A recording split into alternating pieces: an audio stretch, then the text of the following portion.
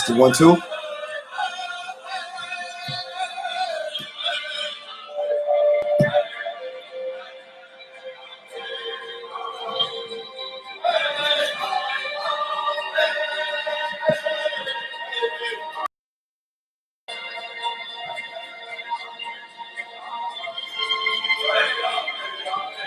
Give me a second, folks. I'm just trying to check my audio. Will somebody let me know if my audio is on? Just give me a quick thumbs up. Yeah, I know it has. It's been too long. Each time, excuse me, I'm not on here. I feel like I'm distancing myself away from my family, but you know, like with anything, you know, human beings, we have to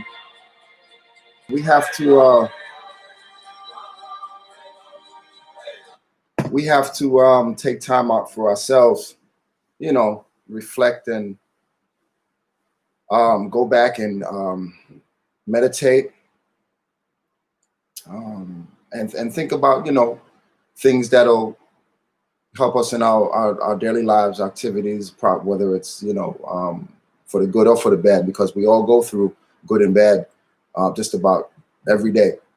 You know, there are obstacles that we have to overcome. We have to actually prepare for those things in life. A lot of people don't do that, because sometimes, you know, you can be caught up in so much, how should I put it, positivity, that you never expect the negative, that it comes out of nowhere, and you're just like, wow, I wasn't prepared for this. I wasn't ready for this. How do you deal with issues like that? But just to do a sound check again, can you hear me, Brother Julius?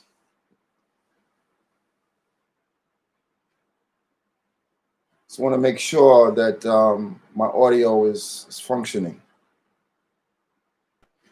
So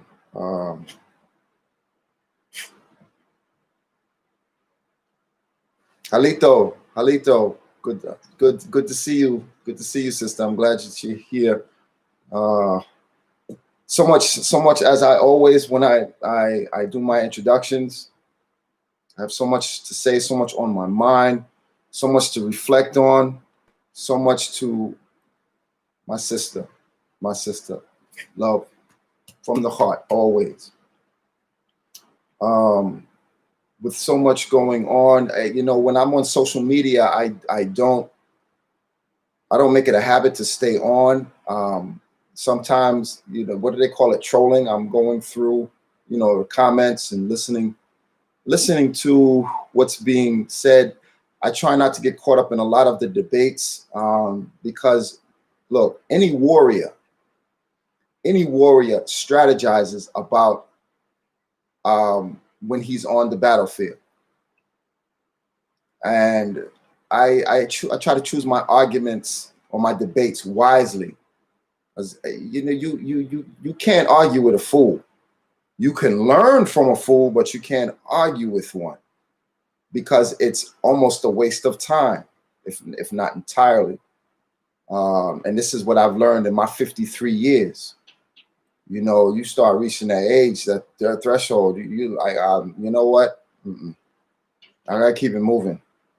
You know, especially when you have an idea or a sense of what's going on in this current world, this current scheme of things. You know, and when you have a knowledge of self, it makes it that much more difficult. Knowledge of self, and to top it off, you almost have a vision into the future. You know, and not just because of, you know, what you might have just read, or, you know, oh, you know, I read this chapter in this book, and this talked about, you know, the Greek, the return of the ice age, global warming. But, you know, if you have a discernible eye, you can see right in front of you that there's something wrong, there's something going on in the world, and you don't have to be a rocket scientist to figure it out. You see it, it's right there, clad open, you know, right in your face. Which it's going to be, I'm not going to just zero in on one particular topic. However, I'm going to name this one Black Indians in Crisis. But I'm going to speak on a few subjects today. That which being one, and reflecting on some of the comments that I've heard. I'm not going to name, names or people. I'm just going to say this: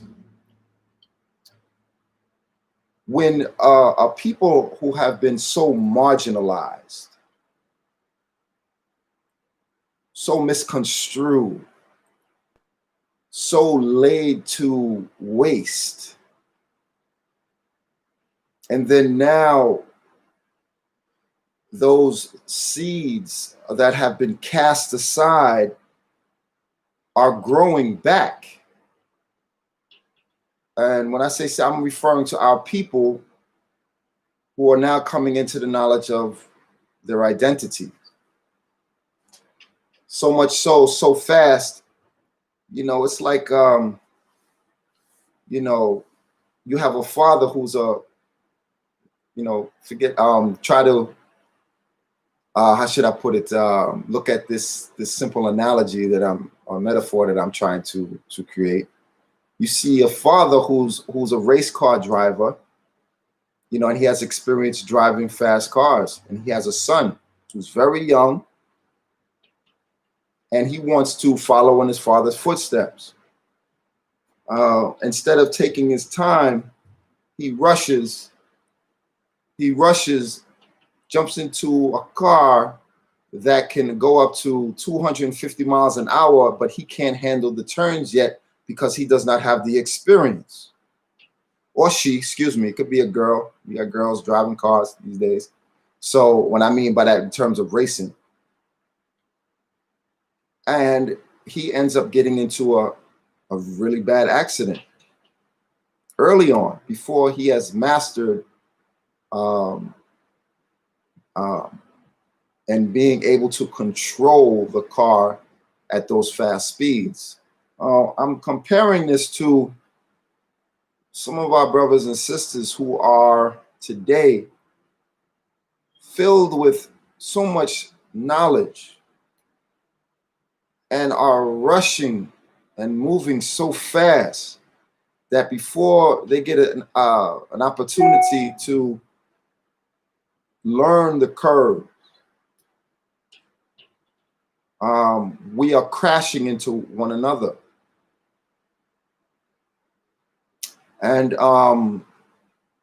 seems as though that the seeds that are growing, they are growing amongst thorns, and infertile soil. So they're not being productive. They're not waiting. In other words, what I'm saying is they're not being watered enough. The time has not lapsed. They're not getting enough light. They're not getting enough sunlight. They're not getting enough water. And they are trying to blossom and bloom before time. It's like giving a child meat.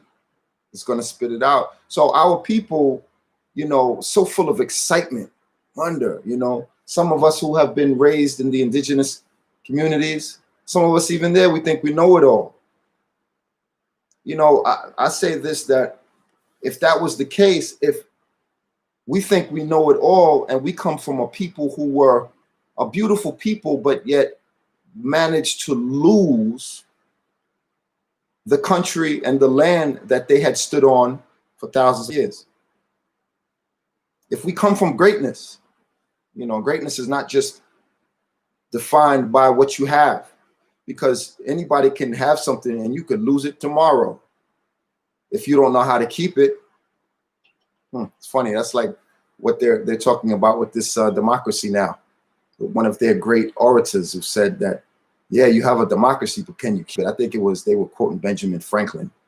Can you keep it? So what is it? What is the learning curve, or that curve that you have to go around? And it's a constant. It can't be something that is simplified with, just one motion, and that's it. It's a constant thing. So if our people had have learned to navigate those curves collectively, collectively, I'm gonna say it again. That's unison. That's unity. Then that learning curve, we would have been able to pass it on to our elders. I always go back and I use this reference with Tecumseh teachings, telling our people to put our petty differences aside. And I touch on that because look, we have so many petty differences today. Petty. The current name of North America, we the Amers. We are a people, who have been here for thousands of years, and there are many truths, many truths, many truths, and can't be discounted. But when we start to utilize these truths to the point of our own detriment, that's a problem. That's a serious problem, because then we can't put down the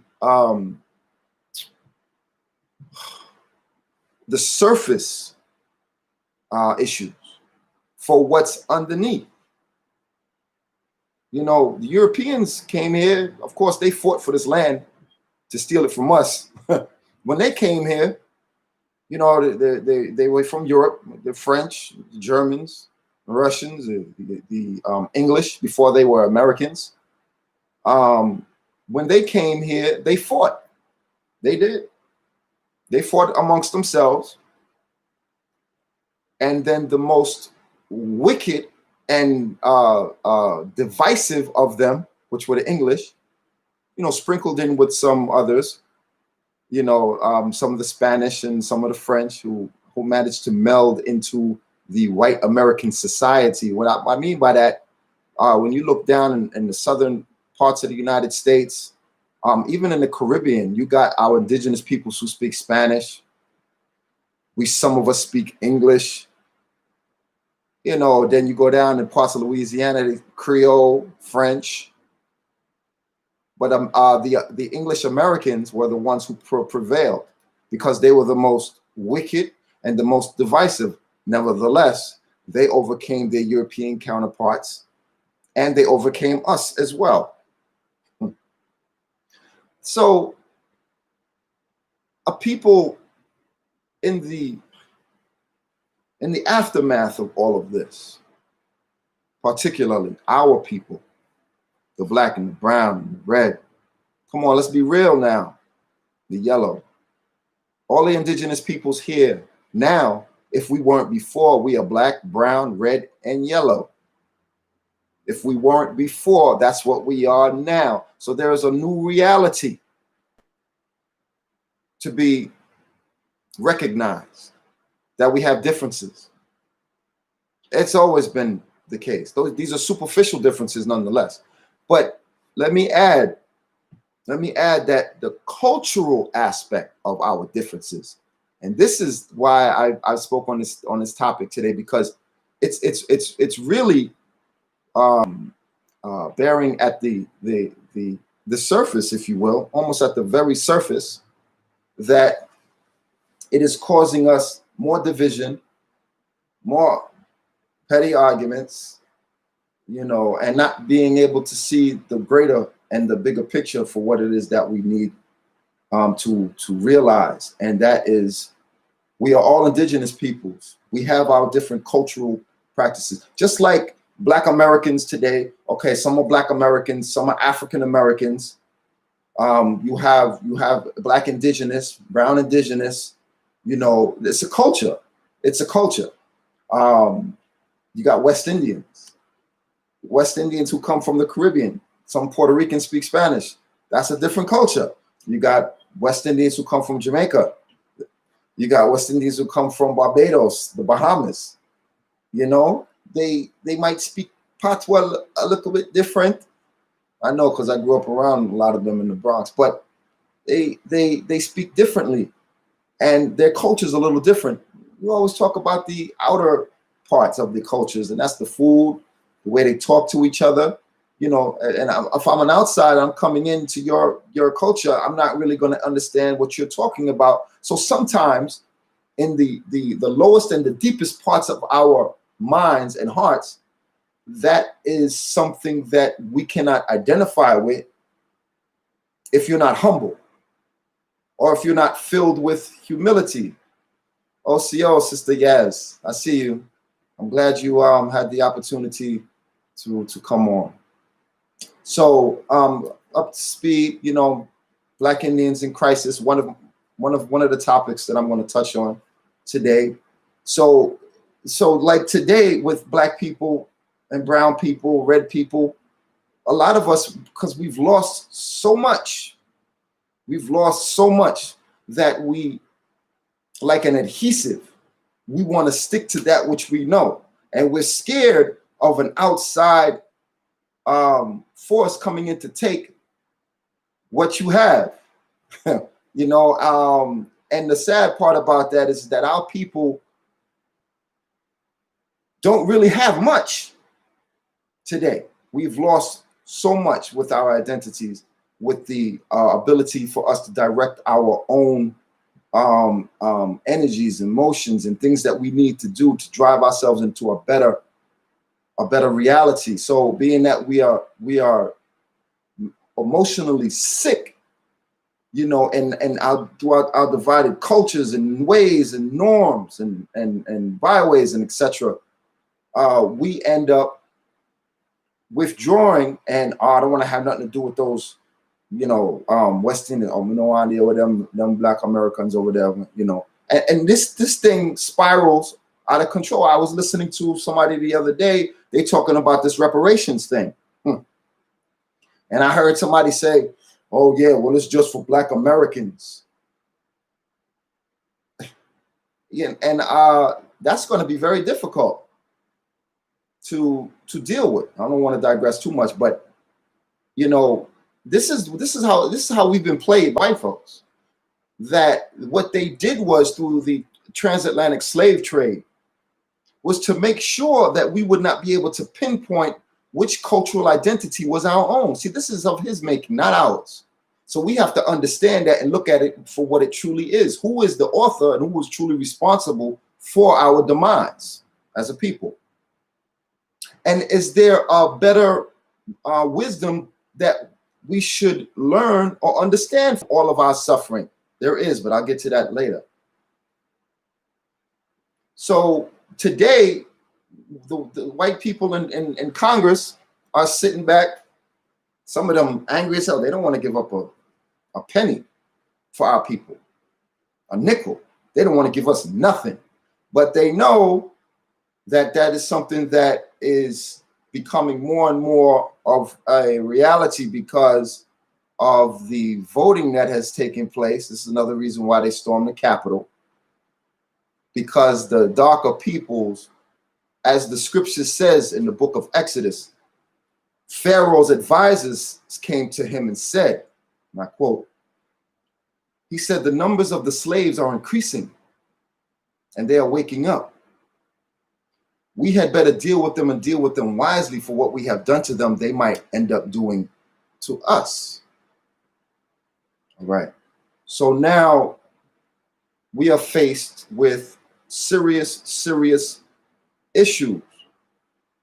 So how do we deal with a system that was not made for us or by us? It was really designed against us from the very its inception. So what do we do?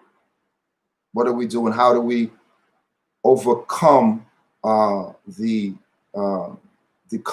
crisis that our people are, and how should I put it, engulfed with, the crisis of division?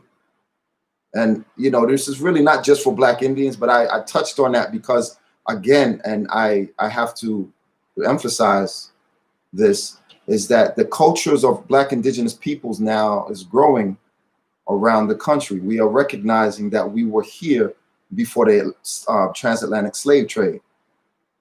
We were, in fact, here. Black people are not just a island people, a one country people. We are a worldly people. We come from every part of the planet Earth, except for the coldest parts, the uninhabitable parts, the Caucasus Mountains, Europe, parts of Europe. and even parts of Europe were from there as well. You know, these are deeper histories that you'll never learn in his history books. That's why they call his story. He'll never teach you because he doesn't want most of our people to know. So he is trying to devise and come up with a plan that will not only deal with the issue of reparations, but how can he divide us further to the point where we're not looking at him, we're looking at each other and ready to fight with one another over financial restitution. Now, I'll say this to Black indigenous peoples, that we have every right to demand restitution. I'll take financial restitution, but I want land. We have a right to land here, and that's going to be a hard nut to crack because white folks don't want to give up not 1 inch of an acre.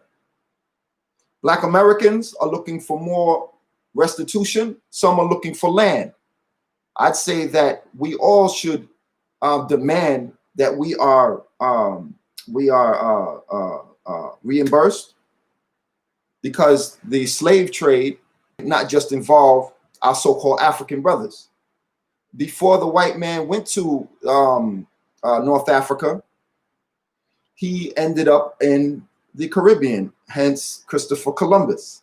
They show us all the time in their movies, what did they do to the indigenous peoples? What did they do?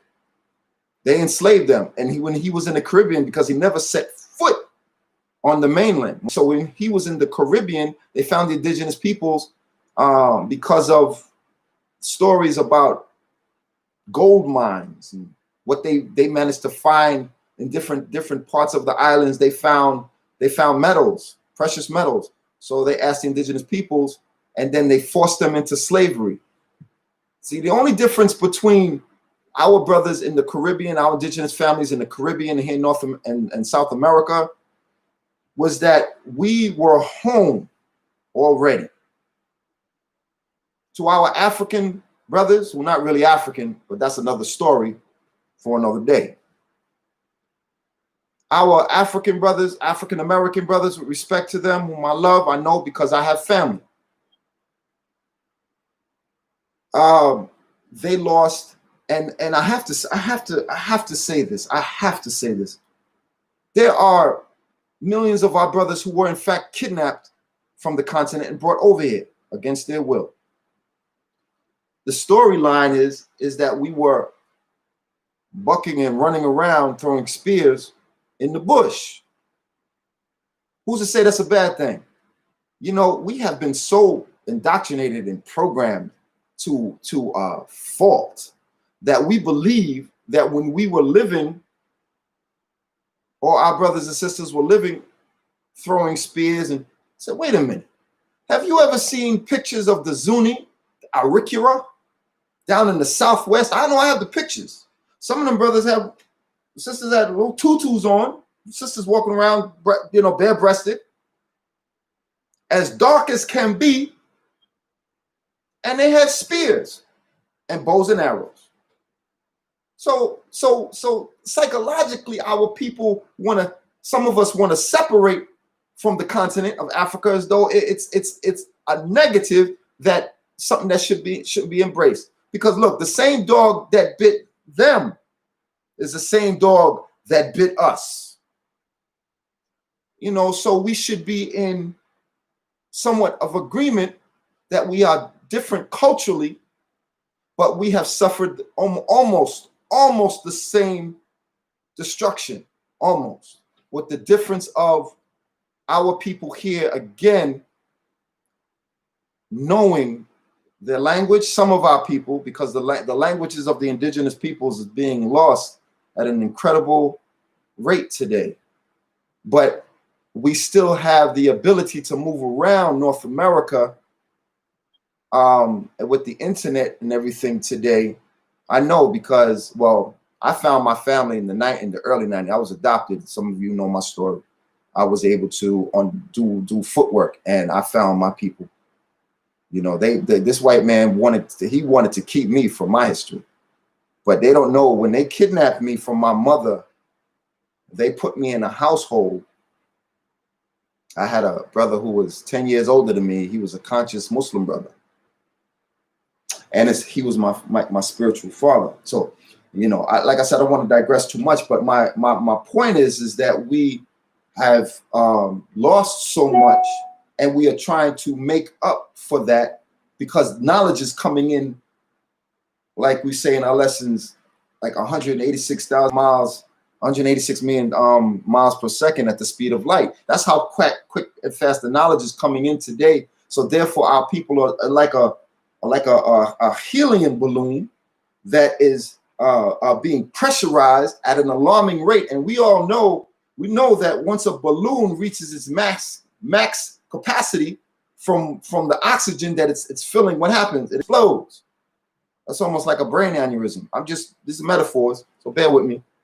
You know, so therefore the knowledge that we have, we can't wait to get. I gotta tell this to my brothers and sisters. I gotta get this information out of without thinking. I can't be so abrasive. Can't be so abrasive. Maybe I should humble myself a little bit. You know, maybe I should speak softly, you know, when it's necessary, and be aggressive when I need to be.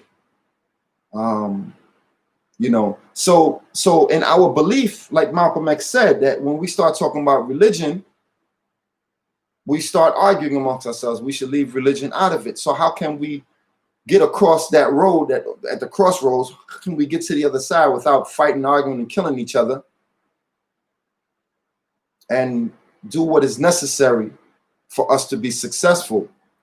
Because I tell you right now, look, like I said to somebody I was speaking to the other day, I said, it's a brother I was talking to, I said, look, if indigenous peoples were to suddenly receive this country, if our country was returned to us,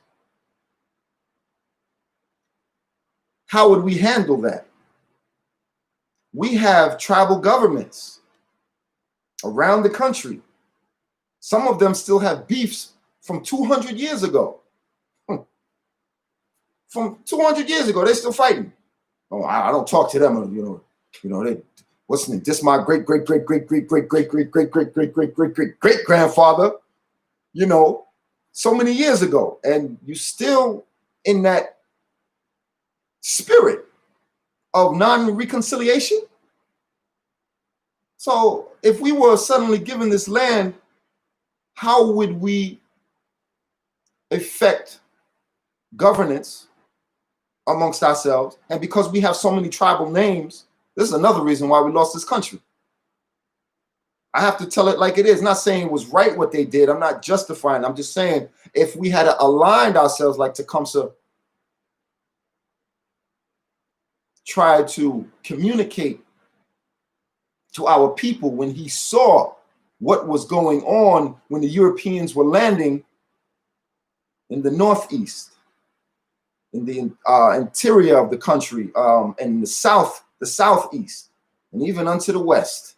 He said, if we don't ally ourselves, we're going to lose this whole country. So, so much to talk about, you know, and we are another people that are stuck on color. I was listening to some brothers talk about black is not black, actually means pale. You know, and I had to jump back, you know, and collect myself on that one. I shook my head. I couldn't believe what I was reading. I said, what? I said, black actually means pale. We are not black people. I'm sorry, I come from a different generation. You know, I'm black and I'm native. You know, I talk like I'm black. I sound black. I can get intellectual on your behind when I want to, but I can get street on you if need be. But that's neither here nor there. That's not the point of it. You know, I said to this brother I was speaking to yesterday, I said, look, I said, when have you ever seen white, pale dirt that produces anything? You won't find it. So I come from the cream. And I'm proud of that fact. My grandfather's dark skinned, black. I love who I come from. Some of us, you know, look, and this is a part of the healing process that we need. We have been taught that black is negative or it's degenerate. We have taught, and that's why there's some of us running around here with the psychosis, even some of our own light-skinned brothers and sisters who have the mental disease of racism amongst our own people. I hear it all the time. I hear it all the time. I've heard it in the families, in my families. Where was this manufactured? Where was this manufactured? You know, I thought I had the book with me. Oh, yes, I do have it. Excuse me. Hold on. Where was this manufactured? I'm going to show y'all right now. Hello. What's that? The making of a slave. Right? So you see, look, our people never had issues with color. We looked at you as a whole human being. If you had, you know, fingers, eyes, nose, mouth, here, you know, when we first saw the Europeans, we were shocked. We saw pale people. They were pale. Blue eyes, blonde hair, almost reddish, pinkish color. But we didn't discriminate against them. Our African brothers who came, and there was reports of this on the West Coast, that some brothers, I think they were some of the Moors, they came to California. They met up with some of the Indians on the West Coast, and they saw each other. They greeted. I don't know if they spoke to one another, but I think they managed to open some type of dialogue. You know, they traded. They said that the brothers had some gold spears. They were very well dressed and came off some beautiful boats. You know, there are native indigenous families on the West Coast who know about this to this day. And it was the first time they had seen brothers like that, kinky, woolly hair, you know, dressed down like some of us are today. Okay, so, and there was no color issues there. They didn't say they was black. They told them who they were. They said, oh, we are the Nez Perce. You know, whatever tribal people were on the West Coast at that time, that's who they were. It wasn't, well, I black, I brown, I red. No, we didn't talk that way. So we got to come out of this. If we're going to survive as a people, we must come out of this thinking. Or are we going in the way of the dinosaur? You know, in terms of human beings are not and were not meant. We were not designed to live like this divisiveness, these surface issues. This is what the European taught us to steal and rape and you know, and rob. So this is something that we have adopted now, because you see, we are trying to find an identity. Black Americans are trying to find an identity, going from being a slave to a Negro, to black, to African American, you know, and even the indigenous peoples here. We weren't Indian. We weren't even Native American. These titles were given to us. We were by our nation. We were identified when the chief or a representative spoke. He spoke on behalf of the nation, of the people. This is who we are. So now we have been so maligned and indoctrinated with an idea. We are a color. We have been marginalized to a color.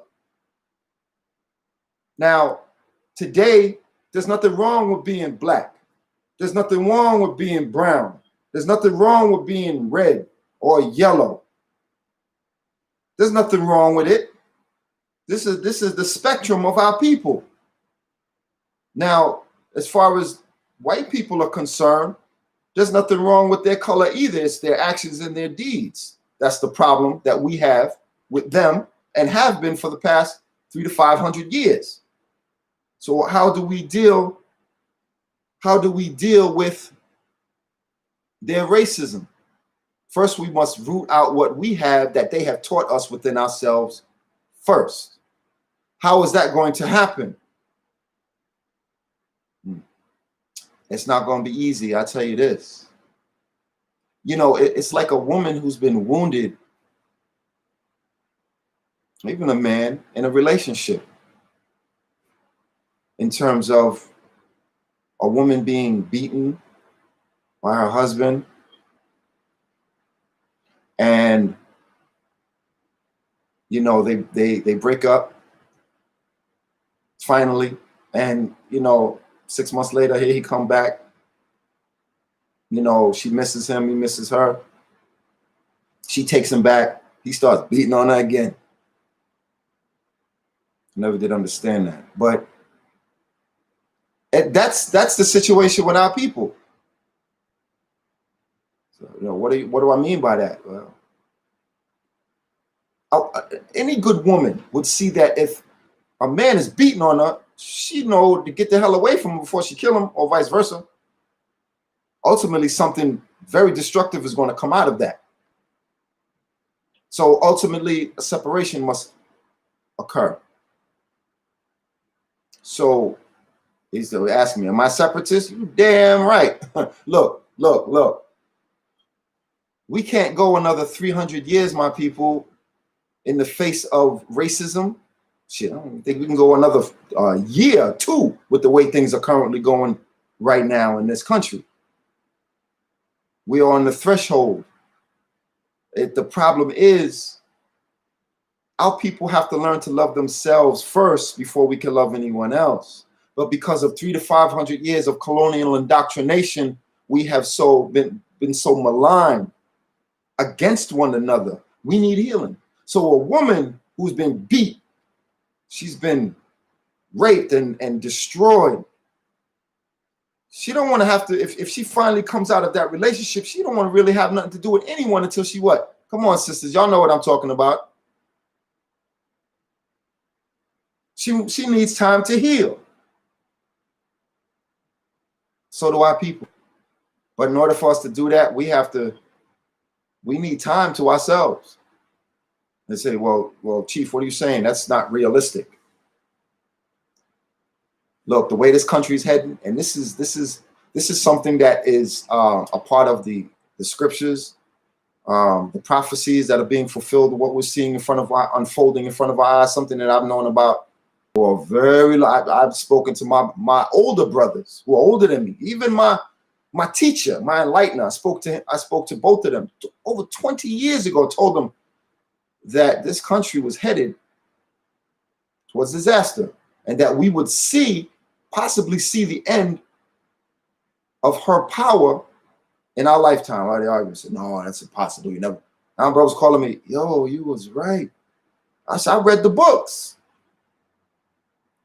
Intensely, I read over the years. I had visions when I was 10 years old about war in the streets in America. I'm talking about war. I'm talking about the army, the military, people fighting, bloodshed. Yeah, when I was 10 years old, I had a dream. I knew that age that something bad was coming. Is it bad? Yes, but hopefully, you know, we could go another route. The scriptures offer another way around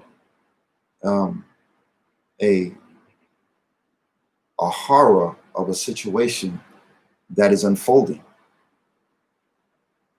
And the alternative is that the government acknowledge us and they let us go. Don't that sound familiar? That sounds just like the story of Exodus with the slaves in Egypt. Yeah, well, it is. It's the same story. They have all of us in chains, not physical chains, mental chains, the arguing, the fighting. We can't get our acts together. We're divided under, you know, false pretenses that were instilled within us and still are. We have the spirit of negativity and hatred and division for our people. We can't seem to get it together.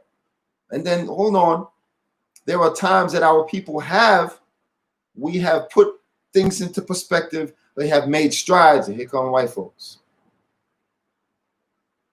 What did they do in our cities? Seneca Village down in Central Park. To those of you who might not know, there was a Black Indian township, even in Oklahoma. Black Indians. White folks came after slavery ended. Some 20, 30 years later, they sent their agents, they looked, and they said, they're productive.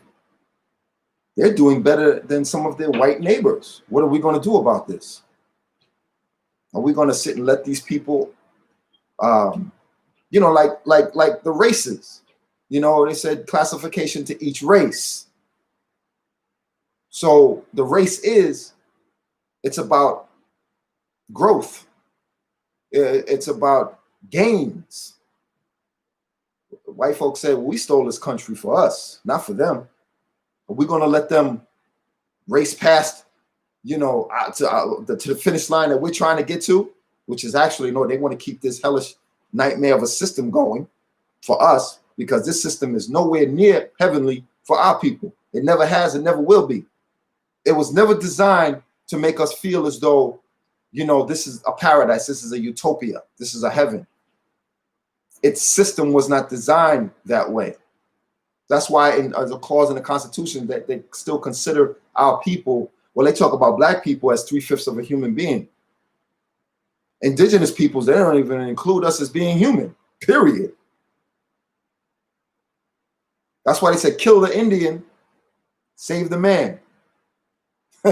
Kill it. What are they talking about? Strip him and her of their cultural identities, their language, their culture, their history. Make them believe that they were nothing before we got here. Make them believe they had no pre-existence. And always make sure that they are fighting amongst themselves. So what have we learned? What have we learned? My God. So now, I'm sorry, rambling. Anyone have any questions? Want to say anything? You know, feel free to, if you guys are still there. I hope I didn't run anyone off. Sometimes I get caught up in the passion, in the spirit. You know, so if you have any questions, I don't mind answering. But I want to keep it moving. I wanted to. No questions? This reality. Thank you, sister. Thank you. Just getting a little warmed up, I think. But if again no one has any questions, I'll keep it moving. Now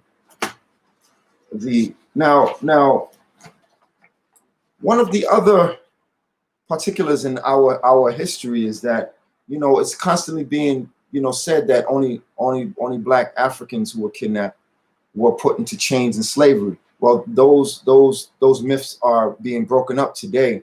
People are starting to find out that yes, in fact, indigenous peoples were enslaved here first. You know, and they said, well, how did that happen?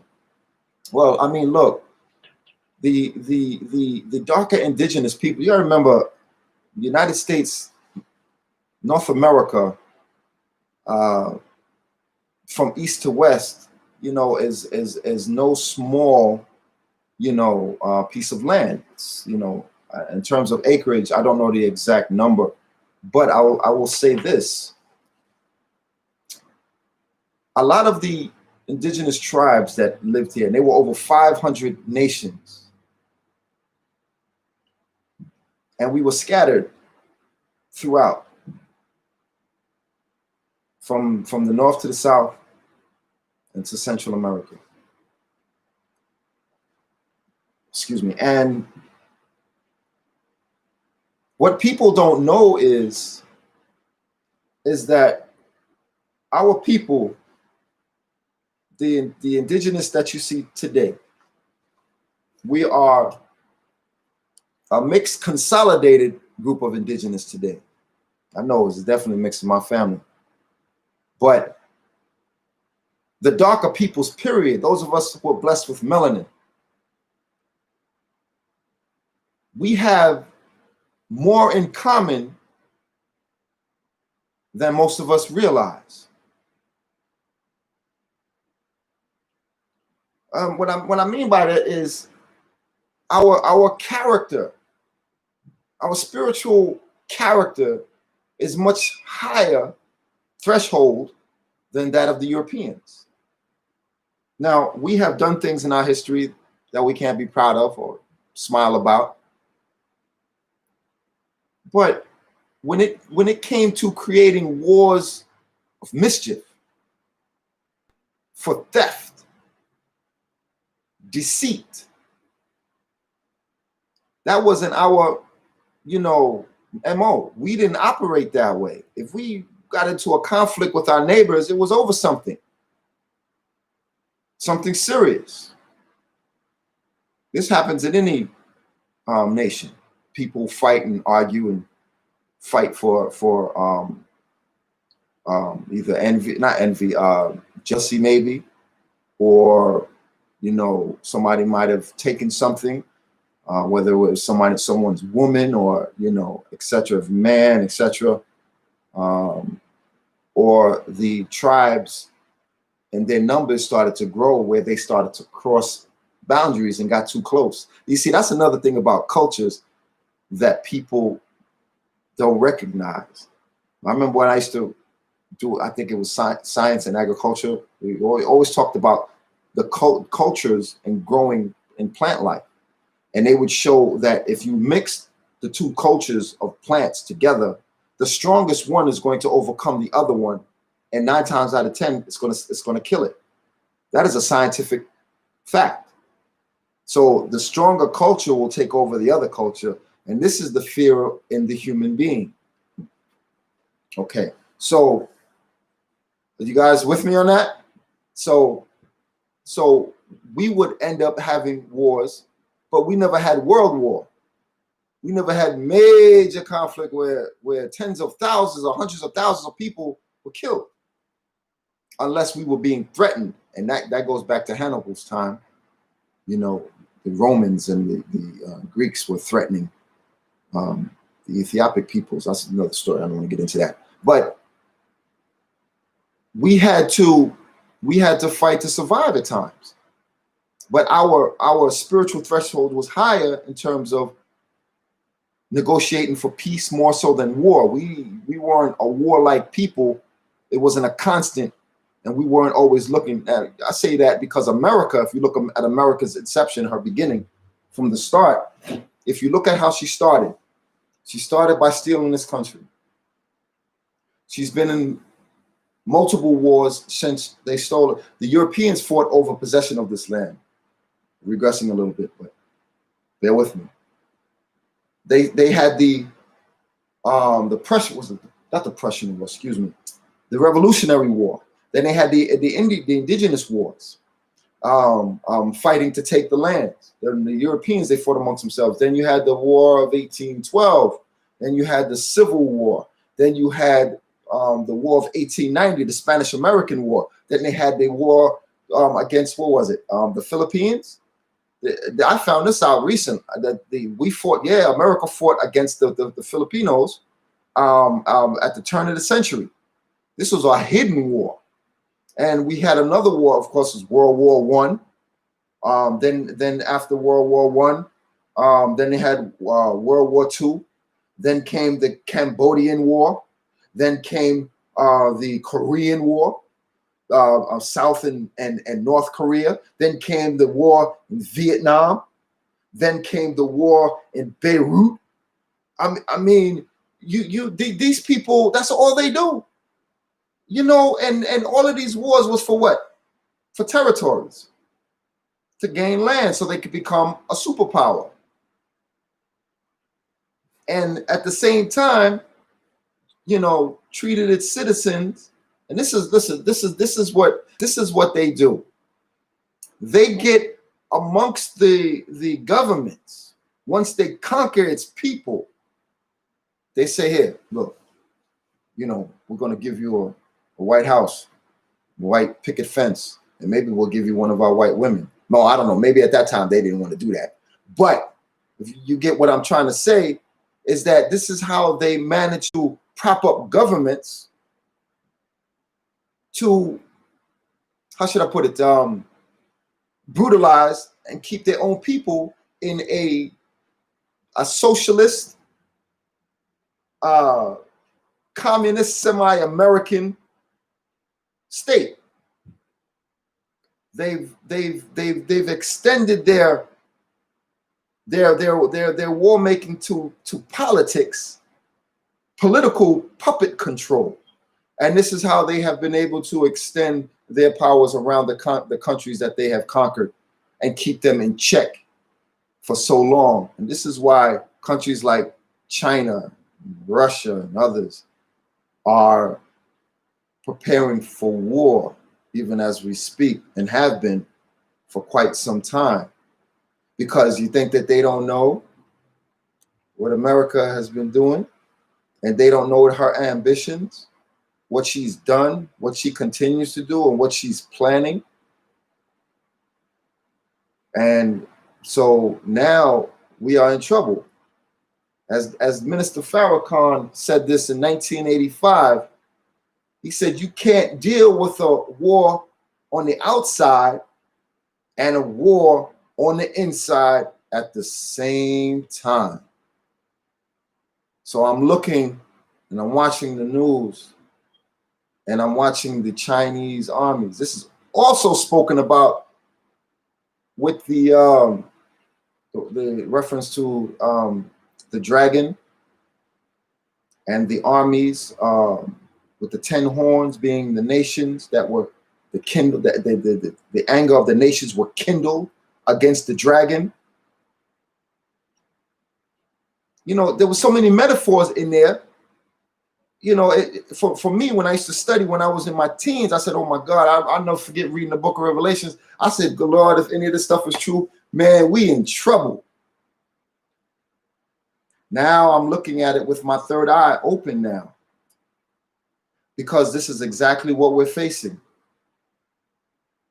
So they said that the 10-horn beast would make war against the dragon. The dragon is America.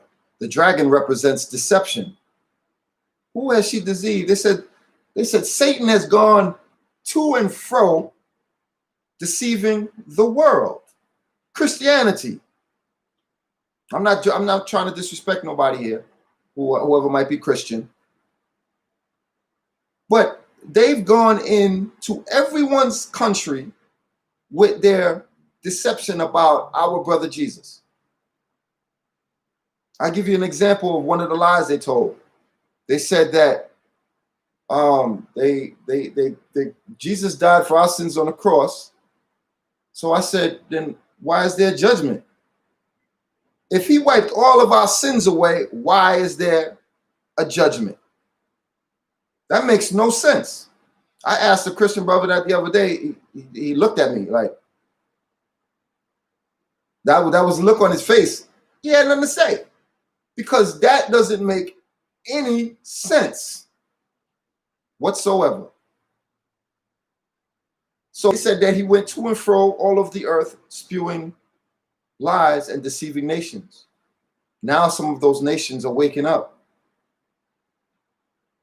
from the lies, and they're angry as hell. That's why I don't call myself American. You know, I'm indigenous to Guatemala. It was called North America. Yeah, I'm indigenous. I'm native. But I'm not going to limit myself. No, look, people who go, our people, and this is the problem that we have here as some as indigenous Black Americans. Some of us have become just like him in our arrogance. His arrogance is really not yours. It's his. I don't know what you're talking about. I'm American. You know? And I'm not saying you, sister. No, I'm not saying some of our people. Some of our people act this way. You know, like we better than everybody else. And this is a disease of the spirit that they have, managed to communicate to us, and we have absorbed that. We've soaked it up.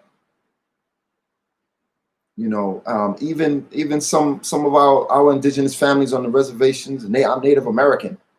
I'm not saying that everyone is like this. No, don't. But the American attitude as one of we are superior. Didn't they come here with that attitude? The Europeans, when they first came here, and then they established their American empire in 1776. And they started to call themselves Americans and become rudely arrogant to the rest of the world. Thank you, sister. Thank you. This is we have to purge ourselves of these attitudes that are destructive. This is another reason why some of us can't humble ourselves and work together. Because the spirit of arrogance and division, superiority,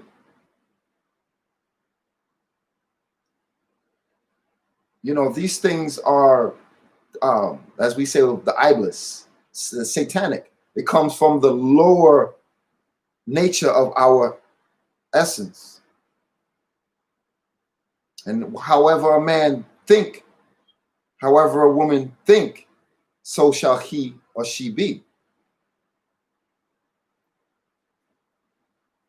So, but wow, there, like I said, these things that we are dealing with today, it's built up over hundreds of years.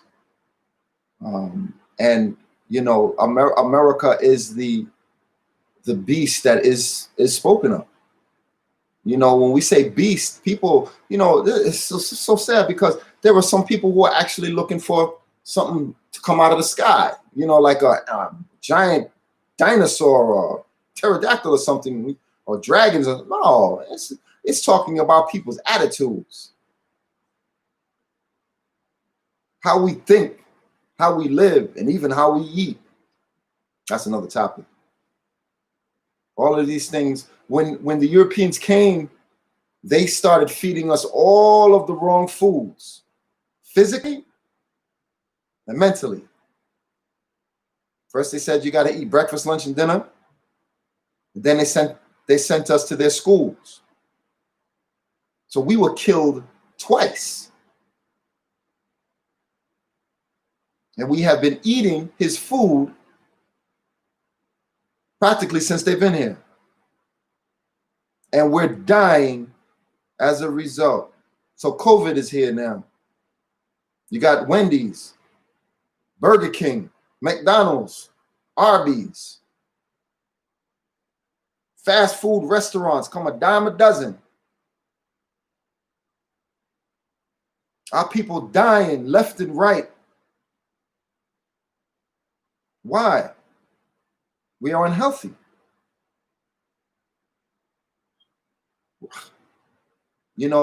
So I tell people, I said, look, this is coming, this disease is coming from on high. If we believe that there's a judgment, my Christian family I'm talking to, if we believe that there is a judgment, then who is the judgment for? Is it for our people? Is it for them? Or is it for all of us? You see, just like a mama or papa, you got a child, and that child is misbehaving, and you know how we do. If you don't stop that, I'll knock you into next week. Girl, if you don't cut that out, I'll take that switch to your behind. These are disciplinary and corrective measures that we use, right? Some we overdo it. That's all right. That's not what we. I'm not saying it's all right. I'm saying that this is something that was learned from our enslavers. We've learned to be this way. But we know damn well when we see our children acting up and they going down a road that's destructive, we say to them, you keep that up, you're going to end up somewhere you don't want to be, either dead, in prison. So that's almost being prophetic. So you think our God doesn't know us? Look, we've been, excuse my language, we've been amongst white folks for almost 400 years now. So how are we acting? And you think our God is not watching? What's up, nigga? What's up, bitch? What's up, ho? Excuse my language. He didn't make us to speak that way towards each other. And it's become infective, or should I say infectious. We are spreading our nastiness around the world.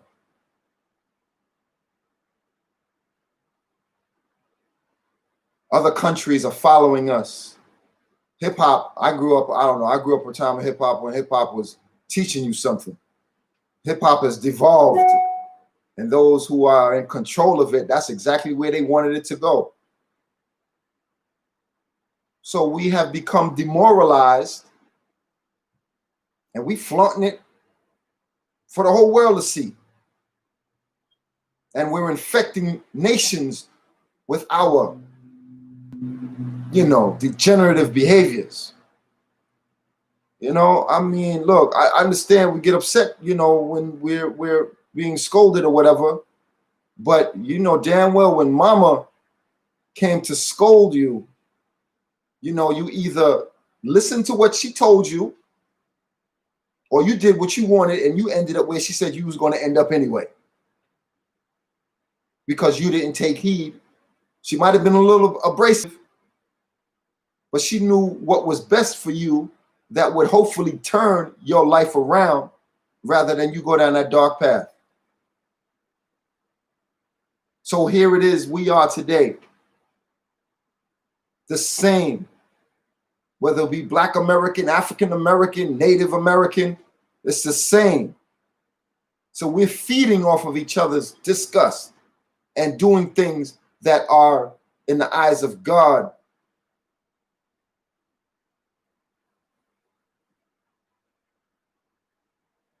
he's sick of it. I told some of my Christian family the other day, I said, yeah, this is coming from God. Oh, God wouldn't do that. You shut the hell up. What book did you read? Really? You think God would, he's a loving God? You's a damn fool. Because if you read the book, God said he wiped out entire peoples for less than what we're doing today. He told Joshua and his army in the book of Joshua to go in the city of Jerusalem and kill all of them. I read it with my eyes like this, like, what? Kill the women, kill the children, kill the men. I said, well, why would God do that? Because he's angry. It's that simple. He's pissed off.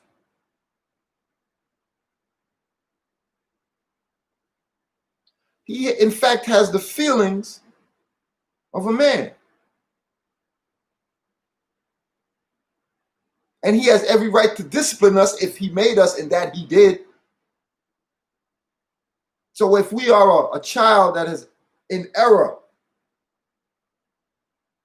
he has to correct that error unless they correct it themselves. And if they cannot correct it themselves, God will in fact correct the error. We ain't gonna like it. As a matter of fact, we're not, because we're in the time of sorrows right now. You hear me? We are in the time of sorrows. So buckle up, my people, because this COVID is going to get worse. And in fact, and indeed, it is. The variant has already revealed itself. The mutated part of the disease is getting worse. These scientists are scrambling and struggling and trying to figure out how to way to deal with this pandemic. And at the same time, he's dealing with internal conflict. Oh, boy. And those on the outside, his enemies, are preparing for war. And everybody was on the internet, Facebook, talking Happy New Year. I ain't say Happy New Year. I'm sorry. I ain't say Happy New Year to nobody. You know why? Because there's no guarantee it's going to be a Happy New Year for anyone. And we know as indigenous peoples, January is not our New Year's anyway. Come on, can I get an amen? Come on. We know we don't do New Year's in January. In the wintertime, our New Year starts in the spring. But you know, the tradition of the New Year is that it's supposed to represent something new and something better than the old or prior year. So people who were saying they couldn't wait, oh, I can't wait. I can't wait for the new year to get here. You know, the 220 was just too much. I said, hold on to your hats, because I already knew 2021 was going to be worse. I already knew because I read it. You know, our perception levels, a lot of us, not all of us, have been dimmed so much that we can't see we sitting right in the middle of a railroad, train tracks, and there's a train barreling right for us with lights blazing, and we just stand there. We're standing there like a deer, not seeing. How can the collective of our people not see what's coming? So the knowledge and the science behind this is that we should be preparing and getting ready for a hellified day that more than likely is coming. More than likely. We pray and hope that the alternative comes. We pray and hope. But at the same time, we are prepared for what will come or would come. Yes, it is. It's very sad. It's very sad, but it's a stark reality, and it lets our people know that we are not moving. You see, the body has organs. It has the heart, it has the liver, the kidneys, the spleen, the lungs, the stomach, and your body has a timing system. The organs have a timing, just like a car. I don't know if you guys have had a vehicle and you went to the mechanic and they said your timing is off and the car would run, it would overheat or shut off. We are made somewhat similar. So if our timing is off, the organs start to shut down. Everything begins to either overheat and it's not functioning. It might stay on for a little while, but it's going to shut off because the balance it's not right. So our people are out of balance. We're not moving together because we see Christian, we see Muslim, we see agnostic, we see atheist, we see Native, we see Black American, we see African American, we see I'm messing with those people over there. But remember, we've all been bitten by the same dog. I guess this is why many reasons today I'm a lone wolf, because I've seen too many arguments, too many fights. My heart, at my age, 53, soon be 54 in a few months. I can't, you know, I'm tired. I'm frustrated with the current events and how things are turning out. Our people are not recognizing that there is a clear and present danger of us being destroyed right along with our open enemy. You see, there's a God that's present. We ain't no spirit. He ain't no spirit. They're in the flesh. and they're here, and they are definitely on the scene, and they are dealing with this situation in terms of this government and how she has destroyed our people for far too long. And our people, if we would recognize that we have a God that's here to help restore our people, if we would just humble ourselves. You know, the voting process. People ask, did you vote? No, I didn't. Vote for what? I voted a couple of times before for Jesse. I voted for Jesse Jackson. I voted for David Dinkins. I voted for Barack Obama. Right? But our people are still in the same condition that we have been since we've been in this country. They say, oh, some of us have, some of us have made it. We know as Native peoples that we don't deal with the sum, we deal with the whole. Not the sum, the sum of its parts, but the whole. So we've lost that.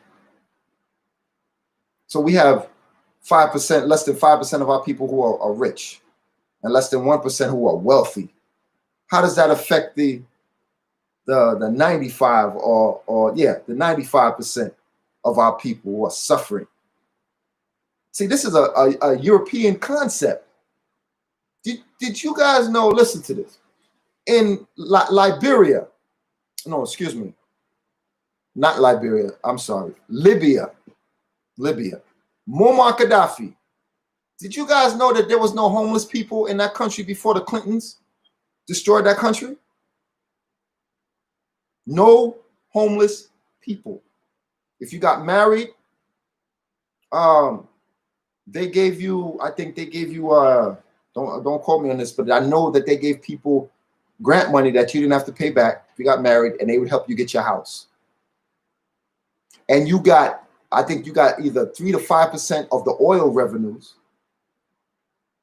for each household. How many people know this? This is Libya. It's a Muslim country. Just think about that for a minute. No homeless people whatsoever. And the Clintons,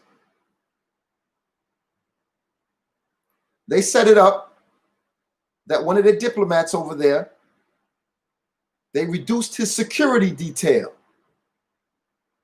knowing that there was a, let me tell you how slick this devil is. Listen to this.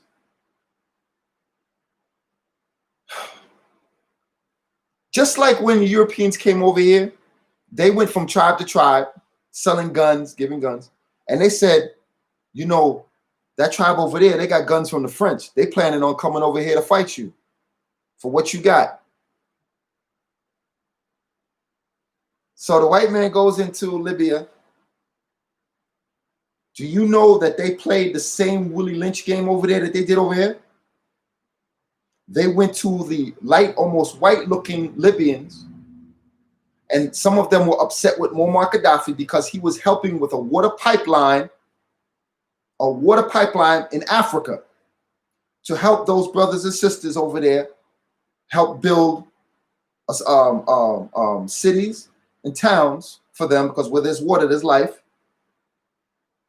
They were upset with him, even though the country was not poor, people were progressing. Do you know, because of AFRICOM, that Obama was linked with somewhat?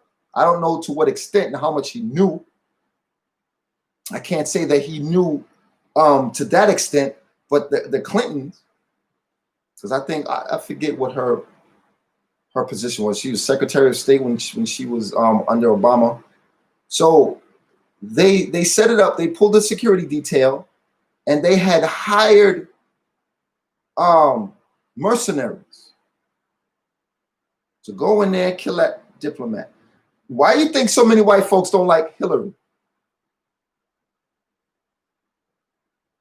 Why do you think they're upset with their government today? They pissed off, right? You know, that for me, that's their business to a degree, what they do. because whatever they do is going to come back to haunt them. But when they stormed the Capitol, that wasn't just about politics. That's about the Southern right-wing extremists rising up. And if they overthrow their government and kill what they deem as traitors to them, who you think they're coming after next? Okay?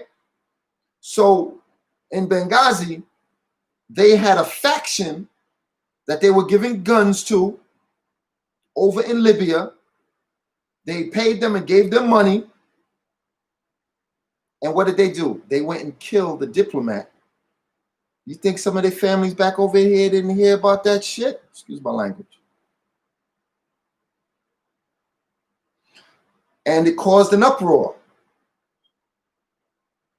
And it happened under Muammar Gaddafi's watch. So it made him look bad, even though at that embassy, they were really responsible for protecting the embassy, the American, but they pulled back the security detail. What that sound like? You see, well, people who don't remember and learn from history, they did the same thing with Malcolm X. What did they do to Malcolm X at the Audubon in Harlem? Come on. Talk black to me. Come on. What did they do? They pulled back the police detail on the day he was supposed to speak at the Audubon. That's how you know the government was involved. Might have been the local government, the local policing, but nevertheless, they pulled it back. And this information now is out there now. This is public information now. So they pulled back his security detail, and Malcolm decided, he went and got liberal. He decided, okay, we're not gonna search our people at the door no more. Maybe if he hadn't have done that, he'd still be alive today. But he decided to do that, and they killed him. Right? What did they just do at the Capitol? Suddenly, what were some of the Congress people? If you guys been watching the news, see, this small time stuff never get past me, because that's what it is. This is small time stuff. At the Capitol just the other day, they said that the security detail was unusually small. They said, you looked at that brother, that brown skinned brother, boyhead brother who was running from that mob, running up the step. He's by himself. So I'm watching this. I'm like, here we go again. And people ain't catching on to this. See, the devil knows, fool me once, shame on you, shame on you, fool me twice, shame on me. Here we are. People still scrambling, trying to put the pieces together. Satan is using his same old tricks out of his dirty handbag. That's why it's important. That's why our brother Yeshua said, Ikra, Ikra. That's Hebrew. Read, study, make thyself worthy unto God. You must study. So therefore, Satan can't fool you. Can't fool you. But we are our people. So many of us who are waking up now, we're waking up. We're waking up. It's like you waking up in the morning. You got the blinds down, and somebody comes in your room and opens up the blinds real quick. And you're like this. That's how our people are responding now to the knowledge that we're receiving. It's coming in too fast. When you have knowledge, you must study it slowly in order for you to process it so you can get a better understanding of what you're reading. Because look, if we misinterpret even by a degree off of its mark, you cause problems. It's like mathematics. If you calculate incorrectly, your solution will be an error. And we are in error. we are in serious error. So, you know, I wanted to, I don't know if you guys have time. I know some of y'all getting ready to get off here. I wanted to read, I really know this story by heart, right? But The Making of a Slave, again, I showed you guys this earlier. I've had this for a very long time, right? So if you guys have, I'll do some reading real quick on this, and just bear with me, okay? And the message, I'm sorry, who was that? Somebody just left? Okay. The Willie Lynch Letters and the Making of a Slave is a study of the scientific process of man breaking and slave making. It describes the rationale and the results of Anglo-Saxons' ideas and methods of ensuring the master/slave relationship. The Willie Lynch Letters and the Making of a Slave. Okay, so, and the message is still true. Gentlemen, I greet you here on the banks of the James River. Can you guys hear me okay? Okay, all right. So I meet you here on the banks of the James River in the year of our Lord, 1712. First, I shall thank you, the gentlemen of the colony of Virginia, for bringing me here. I am here to help you solve some of your problems with the slaves. Your invitation reached me on my modest plantation in the West Indies, where I have experimented with some of the newest and still the oldest methods for control of the slaves. Ancient Rome would envy us if my program is implemented, as our boat sailed south on the James River, named for our illustrious king, whose version of the Bible I cherish. I saw enough to know that your problem is not unique. While Rome used cords of wood as crosses for standing human bodies along its old highways in great numbers, you are here using the tree and the rope on occasion. I caught the whiff of a dead slave hanging from a tree a couple of miles back. You are not only losing valuable stock by hangings, you are having uprisings, slaves are running away, your crops are sometimes left in the fields too long for maximum profit, you suffer occasional fires, your animals are killed. Gentlemen, you know what your problems are. I do not need to elaborate. I am not here to enumerate your problems. However, I am here to introduce you to a method of solving them. This is Willie Lynch sitting on the banks of the James River, speaking to plantation owners who are frustrated as a result of the uprisings that took place in Haiti, currently known as Haiti, with the general led by the name of Toussaint Louverture and Dessalines. There's two black generals who managed to overcome their slave plantation owners and free themselves from enslavement. So, all right, we're on page 2. So in my bag here, I have a foolproof method for controlling your black slaves, as I guarantee every one of you that if installed correctly, it will control the slaves for at least 300 years, possibly 1,000 years. That's not in here, but this is another book that I read. My method is simple. Any member of your family or your overseer can use it. I have outlined a number of differences amongst the slaves, and I take these differences and make them bigger. I use fear, distrust, and envy for control purposes. These methods have worked on my modest plantation in the West Indies, and it will work throughout the South. Take this simple little list of differences and think about them. On top of my list is age, but it is there only because it starts with an A. Excuse me. The second is color or shade. There is intelligence, size, sex, size, plantations, status on plantations, attitude of owners, excuse me, whether the slaves live in the valley or on the hill, east, west, north, south, have fine hair, coarse hair, or is it tall or short? Now that you have a list of differences, I shall give you an outline of action. But before Before that, I shall assure you that distrust is stronger than trust, and envy is stronger than adulation, respect, or admiration.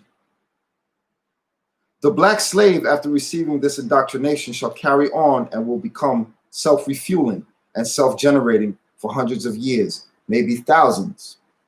Don't forget, you must pitch the old black male versus the young black male, and the young black male against the old black male.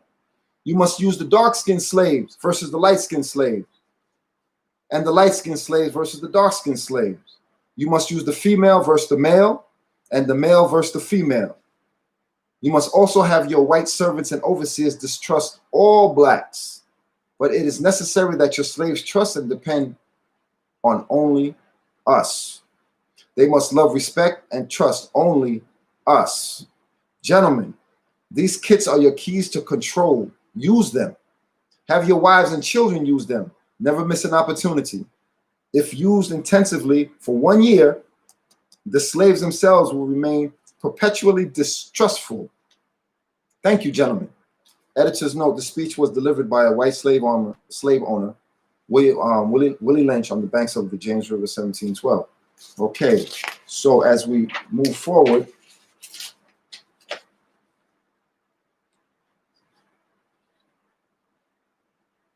it has a dialogue here, but I'm not going to read that. Let's make a slave. It is the study of the scientific process of man breaking and slave making. It describes the rationale and results of the Anglo-Saxons' ideas and methods of ensuring the master-slave relationship. Traveling sailors disseminated news, rumor, and style among far-flung black people, contributing to the creation of a shared African identity and multiple black identities. Multiple black identities. Above is two Africans contesting in a headbutting contest as drawn in Venezuela. Sailors from the eastern seaboard of North America frequently mingled with the local people and competed in African-inspired martial arts contests like capoeira and other forms of self-defense. Okay. The origins and development of social being called the Negro. Let us make a slave. A slave, what do I need? First of all, we need a black nigger man, a pregnant nigger woman, and her baby nigger boy. Second, I will use the same basic principle that we use in the breaking a horse, combined with some more sustaining factors. When we do with horses is that we break them from one form of life to another. That is, we reduce them from their natural state in nature, whereas nature provides them with the natural capacity to take of their needs and the needs of their offspring. We break that natural spring of independence from them and thereby create a dependency state so that we may be able to get from them useful production for our business and pleasure. Sounds like our jobs that we go to. Okay, so cardinal principles for making a Negro. For fear that our future generations may not understand the principles of breaking both horses and man, we lay down the art. For if we are to sustain our basic economy, we must break and tie both of the beasts together, the nigger and the horse. We understand that short-range planning in economics results in periodic economic chaos, so that to avoid turmoil in the economy, it requires us to have breadth and depth in long-range comprehensive planning, articulating both skills and sharp perceptions. We lay down the following principles for long-range comprehensive economic planning. Both horse and nigger are no good to the economy in the wild or natural state. Both must be broken and tied. Wait a minute, hold on. This sounds like something I just read. Construction of containment must be created for both principles. Wait a minute, 11, 12. As intros. Okay, I'm sorry. We hold the above 6 cardinal principles. No, I'm sorry. I'm gonna go back. Bear with me. For the orderly future, special and particular attention must be paid to the female and the young offspring. Both must be crossbred to produce a variety and division of labor. Both must be taught to respond to a particular new language. Psychological and physical instruction of containment must be created for both. We hold the above 6 cardinal principles as truths to be self-evident based on the following discourse concerning the economic of breaking and tying the horse and the nigger together, all inclusive of the 6 principles laid down above. All right, note, neither principles alone will suffice for good economics. This is the whole psychological reprogramming for us to be not self-serving, to be servants to their ends. And we're talking about hundreds of years in the making. All principles must be employed for orderly good of the nation. Ain't that something? Okay. All right. Accordingly, both a wild horse and a wild or natural nigger is dangerous, even if captured, for they will have a tendency to seek their customary freedom, and in doing so might kill you in your sleep. You cannot rest. They sleep while you are awake and are awake while you are asleep. They are dangerous near the family house, and it requires too much labor to watch them away from the house. Above all, you cannot get them to work in the natural state. Hence, both the horse and the nigger must be broken, that is, break them from one form of mental life to another. Keep the body and take the mind. See, I'm gonna stop right here. They did the same thing. See, they was talking about Africans that they brought over here, but they did the same thing to the indigenous. There's no difference. They said, kill the Indian, save the man. Okay. In other words, break the will to resist. Now, the breaking process is the same for both the horse and the Negro, one slightly varying in degrees. But as we said before, there is an art in long-range economic planning. You must keep your eye and thoughts on the female and the offspring of the horse and the Negro. A brief discourse in offspring development will shed light on the key to sound economic principles. Pay little attention to the generation of original breaking, but concentrate on future generations. Therefore, if you break the female mother, she will break the offspring in its early years of development. And when the offspring is old enough to work, she will deliver it up to you, for her normal female protective tendencies will have been lost in the original breaking process. Oh, I want to stop here. I want to stop here because this is something that is a direct result of the breaking up of our families. Even when we were in slavery, when it was almost intolerable, we were unified as a people. We were at least together, but we did not commit suicide. In most cases, we did not kill ourselves. So now the family's broken up. Mommy's raising a child by herself. She's only going by what she's been taught by her own parents, who were taught by their parents and their parents and their parents, going all the way back to the days of physical slavery and the Willie Lynch letters. So mommy's raising her daughter, she's raising her son, man, go to school and get a job. You know, in the Caribbean, things are a little different there, because a lot of people, when it comes to employment, there are jobs in the Caribbean, but barely. And that's because of the undermining of the economic base foundation by the Western powers, especially those who wanted to be free from England, from America, or whatever hold that they had on those countries. They wanted to be free, so therefore they went into economic decline. So they either went to work for someone who looked like them in the Caribbean, which is not a bad thing, because 9 times out of 10 you're working for someone who has a Black-owned business or an Indigenous-owned business. Over here, that's how, you know, our people are still suffering from mental slavery, because we teach our children, go to school and get a job. But working for who? And 9 times out of 10, we're not even really second guessing that, because it's the system, the white man system set up for us to go out there and get work from him. So that's almost automatic, systematic, as we used to say, remote control. So we are remotely controlled mentally and spiritually, and the families are divided, torn apart.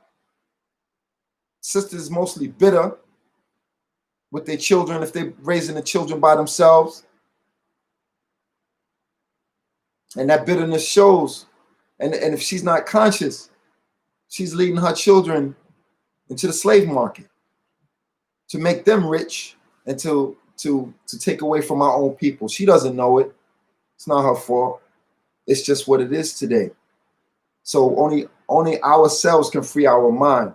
And this comes through study, gnosis, as we used to say, knowledge of self. So we can begin to change that dynamic, and we can begin to tell our children now, you know, when I die, there's some money left for you.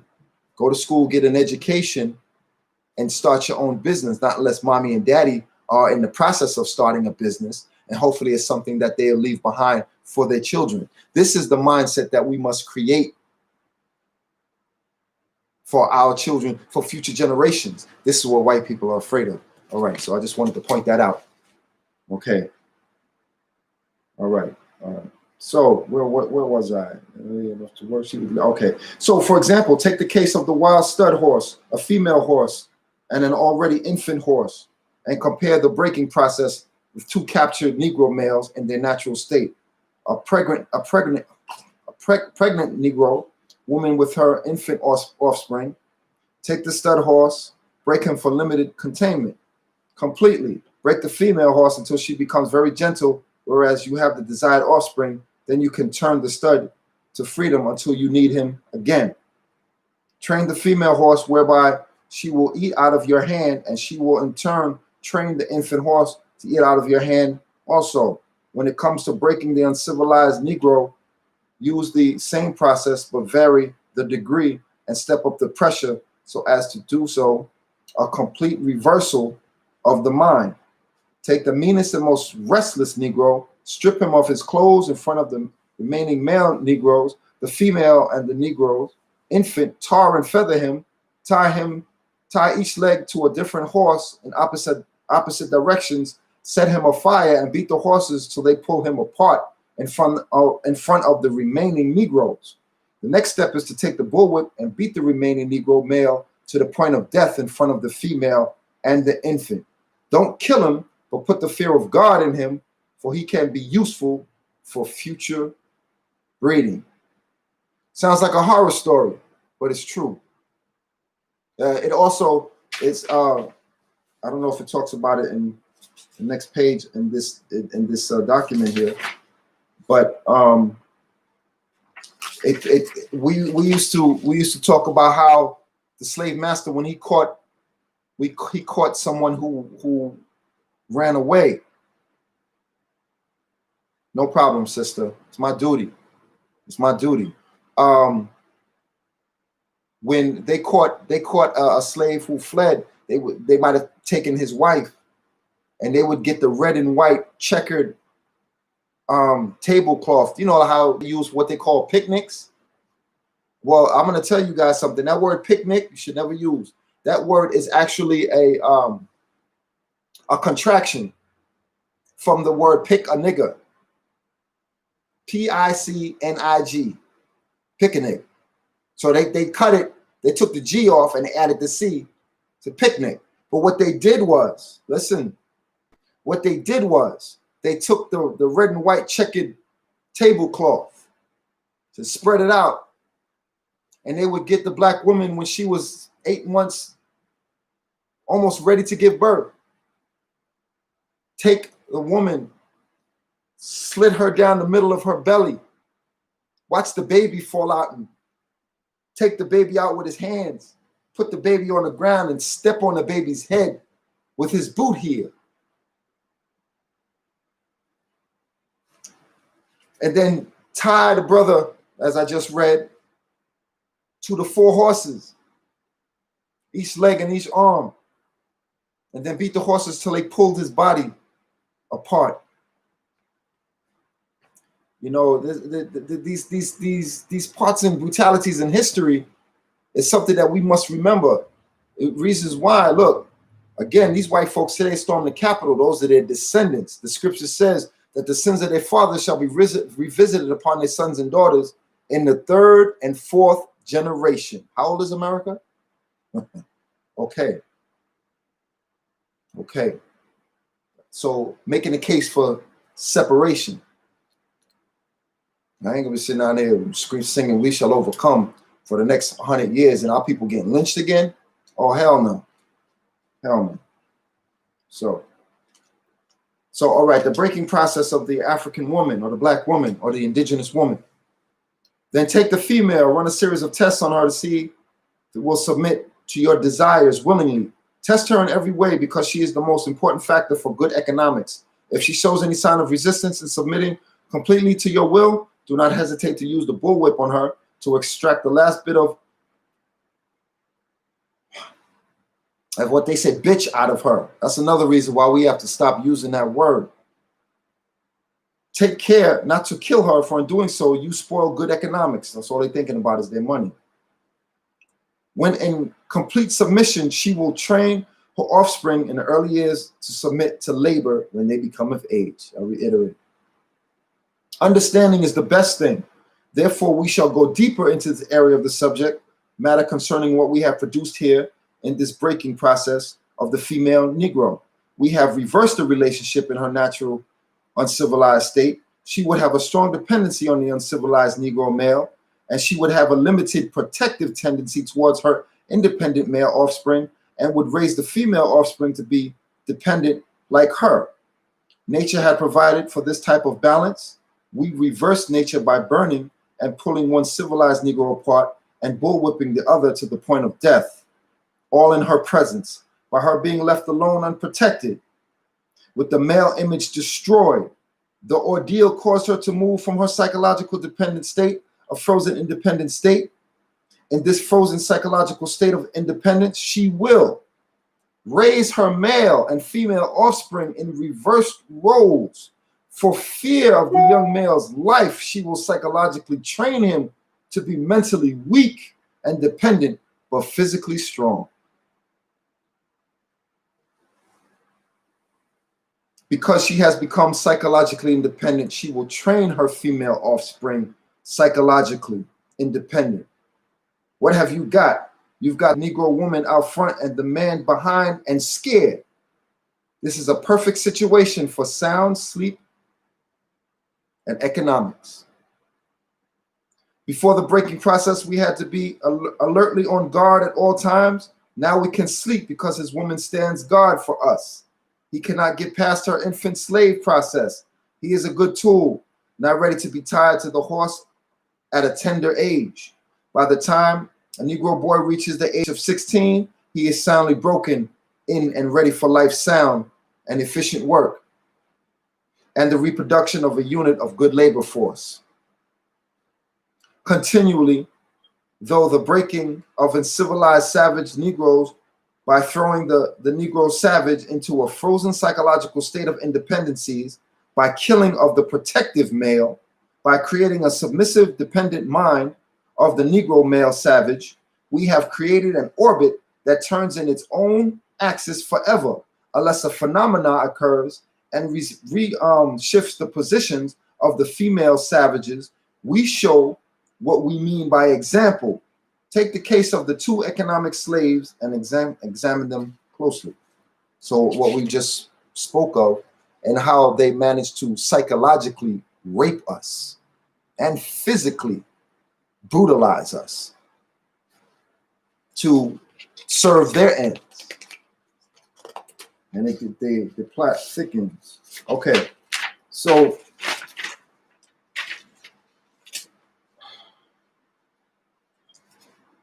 I've been drugged and put through the shackles so bad I done forgot some of my chillins' names. Laura Clark, age 87, near Livingston, Sumter County, Alabama, born in North Carolina and brought to Alabama as a child. The Negro Marriage Unit, that was an example. We breed 2 Negro males with 2 Negro females. Then we take the Negro males from them and keep them moving and working. Say the one Negro female bear a Negro female, and the other bears a Negro male. Both Negro females, being without the influence of the Negro image, frozen with an independent psychology, will raise their offspring into reverse positions. One with the female offspring will teach her to be like herself, independent and negotiable. We negotiate with her, through her, by her, and I negotiate her at will. The one with the Negro male offspring, she being frozen with a subconscious fear for his life, will raise him to be mentally dependent and weak, but physically strong. In other words, body over mind. Now, in a few years, when these two offsprings become fertile for early reproduction, we will mate and breed them and continue the cycle. That is good, sound, and long-range comprehensive planning. See the psychosis that they've established amongst our people, and we wondering what's wrong with us. But the only way you can solve these problems is we must go to the root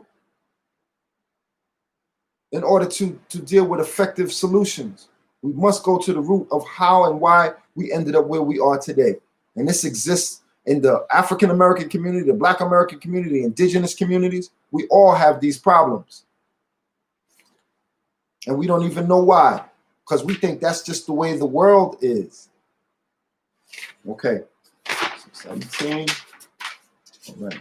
Warning, possible interloping negatives. Earlier, we talked about the non-economic good of the horses and the Negro in their natural state. We talked out of the principle of breaking and typing them together for orderly production. Furthermore, we talked about paying particular attention to the female savage and her offspring, orderly future planning. Then more recently, we stated that by reversing the positions of the male and the female savage, we had created an orbiting cycle that turns on its own axis forever until some unknown phenomena. What is that? Some outside force, inertia, if you will, that would come in to break up this twisted solar system. Because that's what it is. It's twisted. Until phenomena occurred and reshifted the positions of the male and the female. In other words, to give us balance in our solar system. Our experts warned us about the possibility of this phenomena occurring, for they say the mind has a strong drive to correct and recorrect itself over a period of time.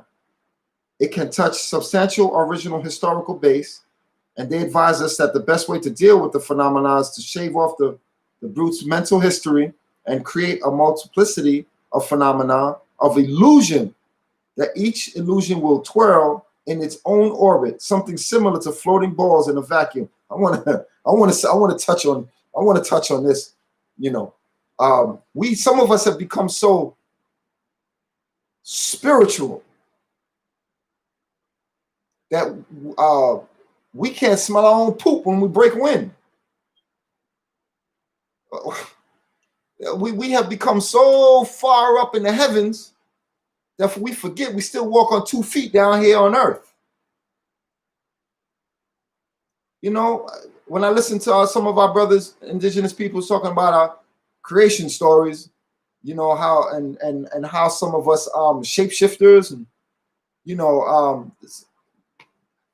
there's some of this spookish stuff.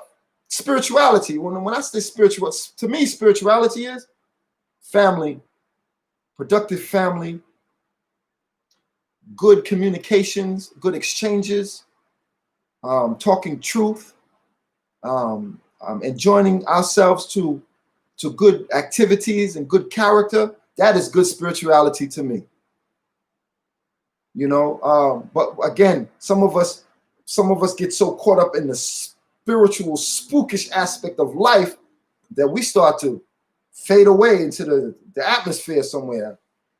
You know, it's all right to talk about it once in a while, you know, when we're meditating, because meditation is really a form of prayer to elevate to one's higher self, and the higher self is dealing with the essence of righteousness. That's what the higher self is. Abstaining away from the lows and the negatives and the destructive spirits that can come up within us at any time. We call them demons or angelic beings, which is really thoughts, good or bad. That's what it really is. And people talk about, oh, they're angels. I see them. No, get off the drugs, for real. Get off the drugs. Those are referring to thoughts. You have people who have constructive thoughts and they do good things to help themselves and other people. Then you have people with demonic thoughts who do devilish and destructive things to destroy people or hurt people. So we need to come out of that type of thinking. Okay, so floating in a vacuum. This creation of a multiplicity of phenomena of illusions, because that's what they are. That's what the white man is in terms of he is a master of illusions.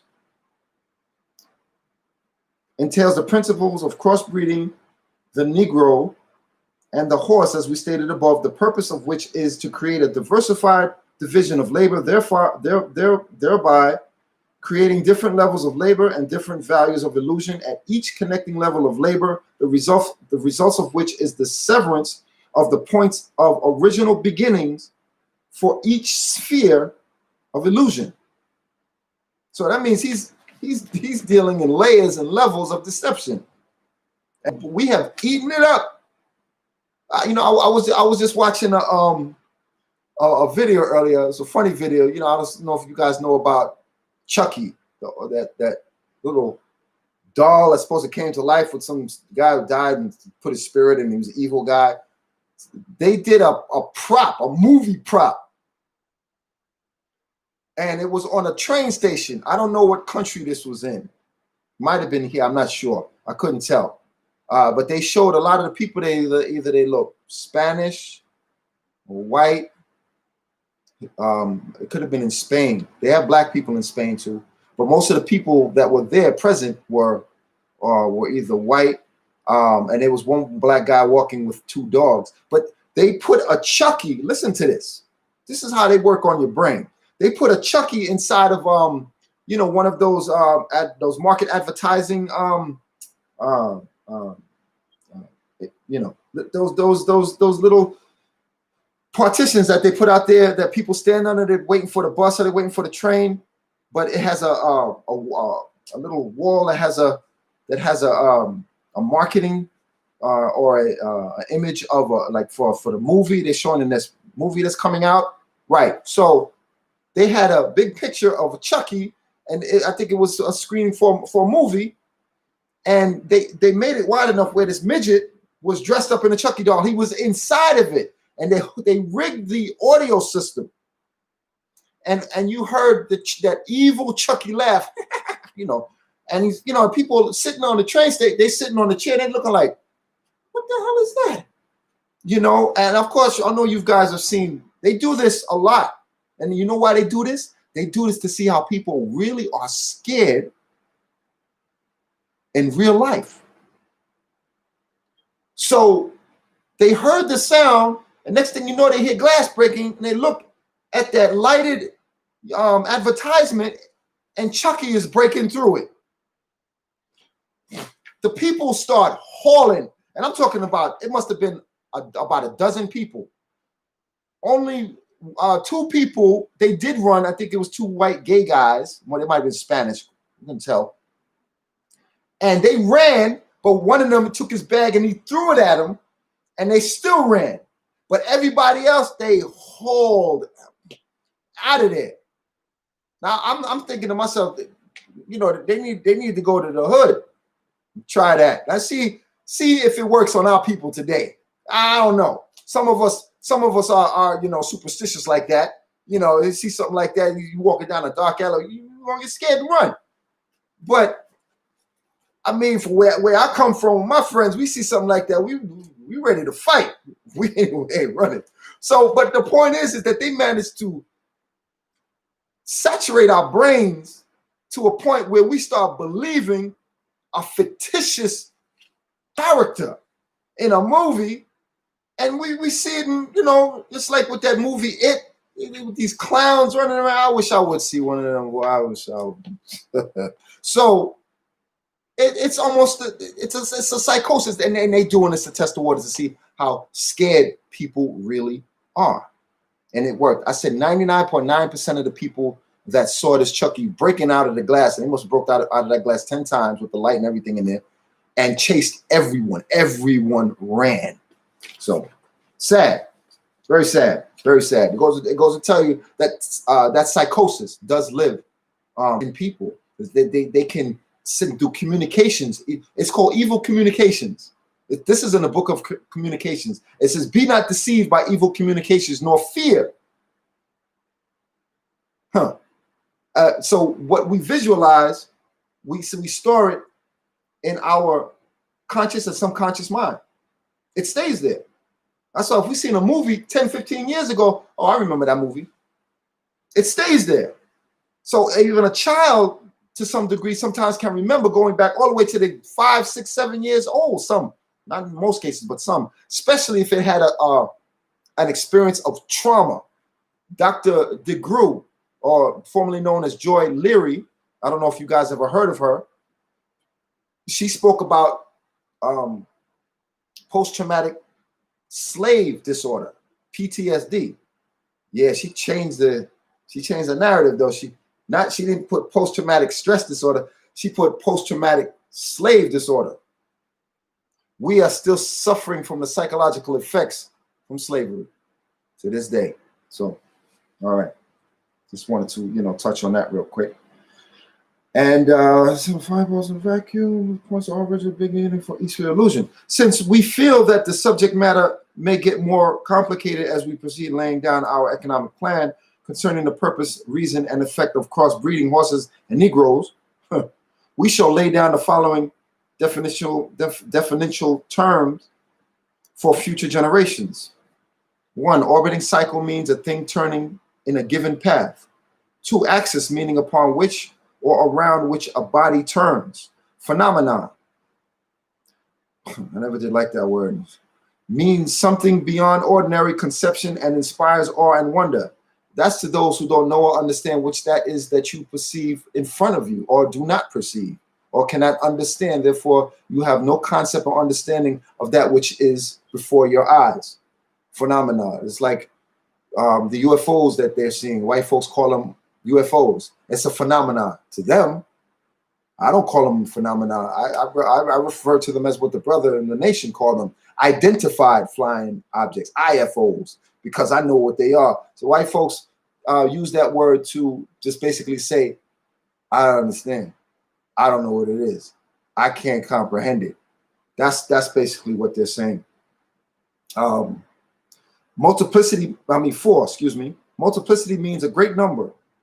5, sphere means a globe. 6, crossbreeding a horse means taking a horse and breeding it with an ass.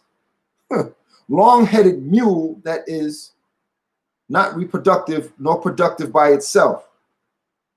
Crossbreeding Negroes means taking as many drops of good white blood and putting them into as many Negro women as possible. Varying the drops by various tones, that's what you want, and then letting them breed with each other until the circle of colors appear as you desire. What this means is that put the Negroes and the horse in the breeding pot, mix some asses and some good white blood, and what do you get? You got a multiplicity of colors of ass backwards. How many times we say that? Ass backwards? The wickedness and what these people have done. Unusual Negroes running tied to backward ass long-headed mules. This is how they're describing us. The productive of itself, the other sterile, the one constant, the other dying. We keep the Negro constant, for we may replace the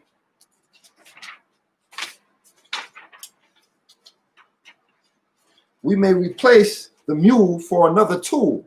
Both mule and Negro tied to each other, neither knowing where the other came from, and neither productive for itself, nor without each other.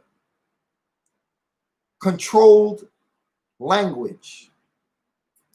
Crossbreeding completed for further severance from their original beginnings.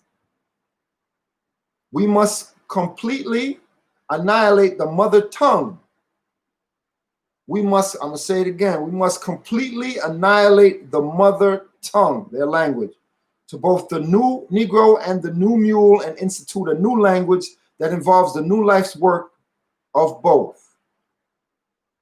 You know, language is a peculiar institution. It leads to the heart of a people. I'm going to read that again.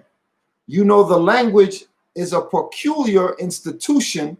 It leads to the heart of a people. That's heavy. That's heavy because it says, as a man, as a woman think, though as so shall he or she be. So we're filled with negative adjectives from a destructive language that some of us can't even speak or read properly to this very day. So they knew how to destroy us in every aspect. It leads to the heart of a people. The more a foreigner knows about the language of another country, the more he is able to move through all levels of that society. Therefore, if the foreigner is an enemy of another country, to the extent that he knows the body of the language, to that extent is the country vulnerable to attack or invasion of a foreign culture.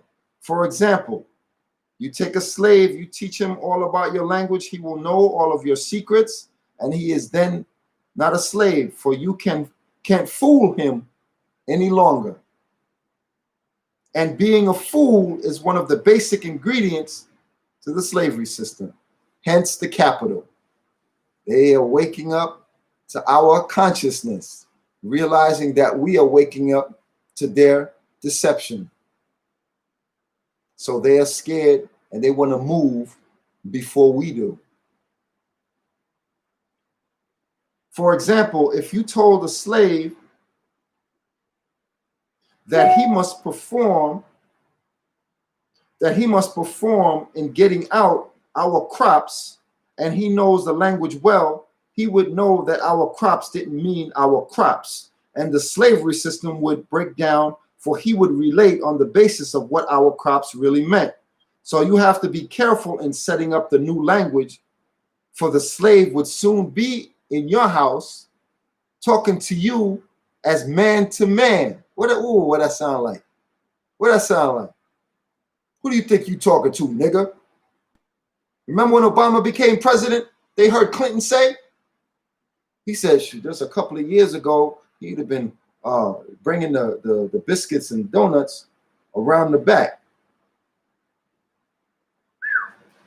Okay. So, what was that? To be careful, language, slave world, to a minute apart. So, and that is death to the death to our economic system. In addition, the definition of words or terms is only a minute apart in the process. Values are created and transported by communication through the body of the language. A total society has many interconnected value systems. All these values in the society have bridges of language to connect them for orderly working in the society. But for these bridges, these many value systems would shapely clash and cause internal stripes or a civil war. Uh-oh. Where are we at today? Okay. The degree of the conflict being determined by the magnitude of issues or relative opposing strength in whatever form. For example, if you put a slave in a hog pen and train to like it there and incorporate in him to value it as a way of life completely, the biggest problem you would have out of him is that he would worry you about provisions to keep the hog pen clean or partially clean, or he might not worry you at all. On the other hand, if you put the same slave in the same hog pen and make him slip and incorporate something in his language whereby he comes to value a house more than he does his hog pen, you got a problem. He will soon be in your house. What did Donald Trump say about with the upper class whites who live in the suburbs? He said, well, we don't want them coming out of the projects. We're going to keep them from coming out of the projects to the suburbs. I don't know if y'all remember when old Humpty Trumpty said that the other day. Yeah, this is relevant today. Okay. All right. So,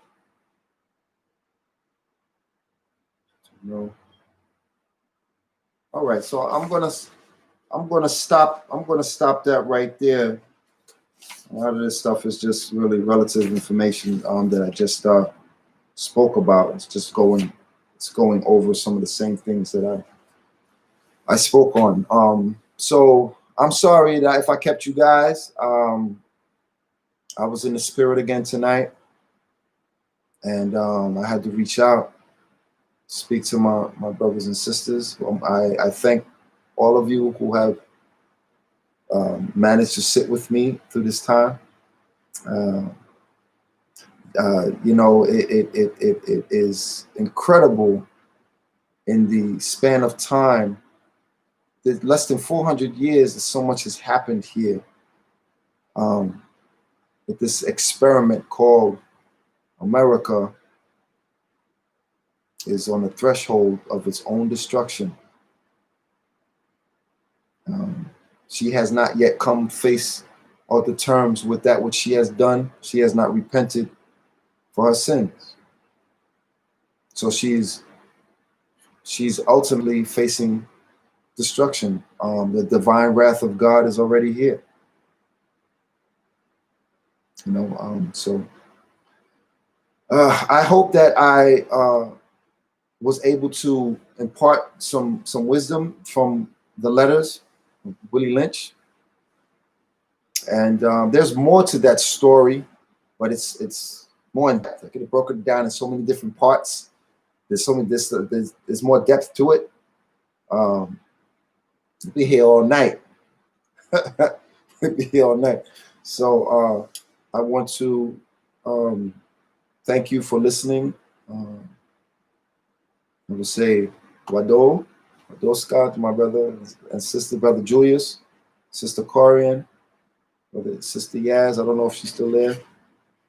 Yes. So yeah, she's going. Okay. So until we meet again, Donada, Kahani, Anigido. Were there any questions? Anyone had any questions for me? Is there anything that hell no? What happened, sis? I said something wrong? What happened? What did I just miss?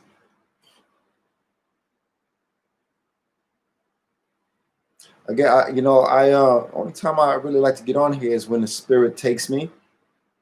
I don't usually. That's the first time I've actually read from a piece of literature that I've had. I've had this piece of literature for a long time. So much literature that most of it's here. Most of it's here. So unless the spirit takes me, I don't just come randomly and come to speak. But when God says, go ahead and feed the people, that was sickening. Yeah. It brother, it is what they did, and not only what they did, what they still doing. The lynchings are still taking place. They still hanging our brothers and sisters around the country. It's not just not being reported in the mainstream media. And they still shooting our brothers down like dogs, or they got their knees on our necks. Yeah. Then the worst part of it is that they kept it from us for as long as they could. That goes to tell you that the guilt runs deep, but not enough for them to say, we're sorry, can we move on? Because, the heart, your conscience is supposed to tell you that if you did something wrong, you want to make amends for it. But this man believes that he doesn't owe us anything. Not even to say, you know, we're apologizing, we're saying sorry because of what we did was wrong, because he believes that he doesn't owe anyone because he didn't do it. See, this current generation of white people says that we didn't do any of that. But we can argue and say, yes, okay, but some of your people are still lynching our people around the country. Might not be you directly, but some of your people are still lynching our people around the country. And you kept it out of the history books. Then you turned around and had nerve to shove down our throats about the Jewish Holocaust, which we understood about the suffering of the Jews under Hitler. As Minister Farrakhan said in 1985, we weep for Jews, but who weeps for us? So get the hell out of here with that tired crap when they say, you know, we didn't do it, but you kept the information, you buried it for as long as you could, and knowing one day that when we dug it up, we'd be angry as hell. But even still in our anger, you don't see us coming after you. That's how you know we are civilized people. We are a righteous and civilized people by nature. Because you think about this. Had that have been another group of white people who did it to another group of white people, and then they found out suddenly, I think there would be a war already. Just like the Civil War that they fought in the 1860s here, which was supposed to have been over slavery. It wasn't over slavery. It was really over keeping the Union together. They didn't want to split the South to the North. That's really about land and the geography, keeping the two units together. After the Louisiana Purchase from the French, which is I call it the Louisiana theft, you know, they wanted a big, huge landmass so they can expand the empire.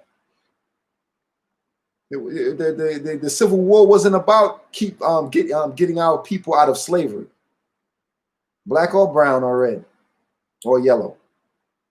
It was about keeping the Union together. President Lincoln said, if I can free not one slave and keep the Union together, I will do just that. Those are his own words, documented. So we have every right to disregard your presidents. They ain't my presidents. You know, they didn't do anything to help our people. After the so-called Emancipation Proclamation, what did they do? They said, go. We turned around like, go where? Think about that. A slave with a mind of a slave. You speak a broken English. Don't have no formal education. Don't have no land. A pot to piss in, a window to throw it out. Even though we suffered, we started what was called almost like a reconstruction phase. The worst of times were the best of times. So what do you mean by that? No problem, brother. The worst of times are the best of times, because in the aftermath of the physical part of the slavery that ended, we started to build towns for ourselves. Think about that. Well, most of us were slaves. We had what do you call that? Skills. We had building skills. We were not just picking cotton. We knew how to build housing. We knew about farming. We had to. We did all of the masses' work. With blacksmithing. So when we were separated from him physically in that regards, we went on a way for ourselves and we started to build and produce. So much so that when 30 years passed, the white man, that's when he came in, and I reiterate, I said this earlier, I'm going to say it again. He looked and said, look at these Negroes. They building, they got small cities. In 1920? What, Black Wall Street? It wasn't just in Oklahoma, but that was one that was of substance.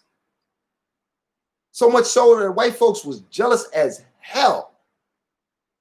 They could not believe what they saw. They said, my God, look at them. This is what 40 years from physical slavery. Look at them, how good they did. Imagine another 50 years from now. They don't want equilibrium. They don't want balance with us.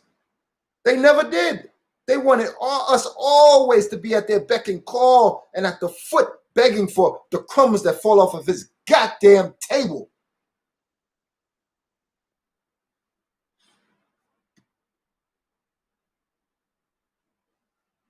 So we must teach our children. We must teach our babies. We must change the direction, the course. We must plot a new course. Now, what's forecast? It's anyone's guess what could happen. What it looks like doesn't look good. But the separation, is something that I look forward to, because I know I'm not waiting 100 years with the Ku Klux Klan re-emerging as they are. These racist skinheads, which they are not just in the cities, they're in Congress too. They're in the local policing agencies. So what does that mean for us? If they are, and they are, plotting and planning against our progress, our survival, our very lives. Remember this, if you remember anything. I said it earlier, I say it again. Pharaoh's advisor said to him, he said, the slaves, their numbers are increasing. What happened in Georgia? Come on. Was it Warnock and Ossoff? White folks is pissed. They're upset. They are highly upset. They said, shit, we're not in control anymore. The racist whites that live out there. So he said, we had better deal with them wisely before they deal with us for what we have done to them. See, this is the psychosis. He's fearful. He thinks that we're going to have an uprising and go kill him.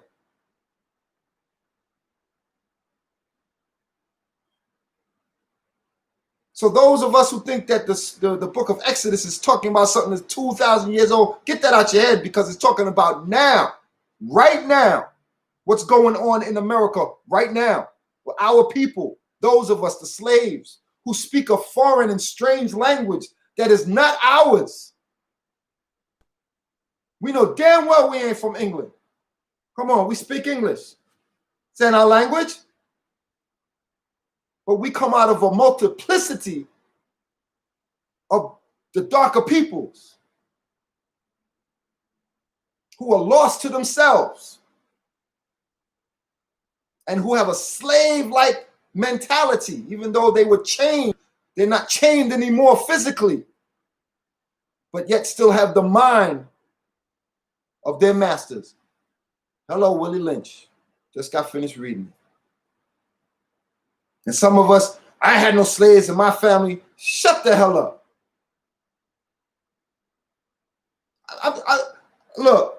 Look. Even if you didn't have slaves in your family, you got to depend on the government for your substance, for your survival.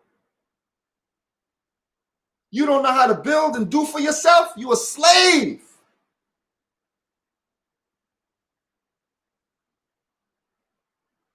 How in the world can people say they free where we can't and don't have the mind to determine and the land and the resources to determine and do for ourselves? How the hell can we say we free?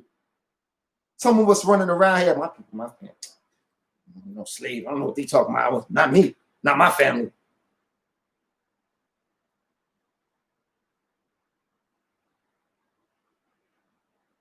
But you in a debilitating situation.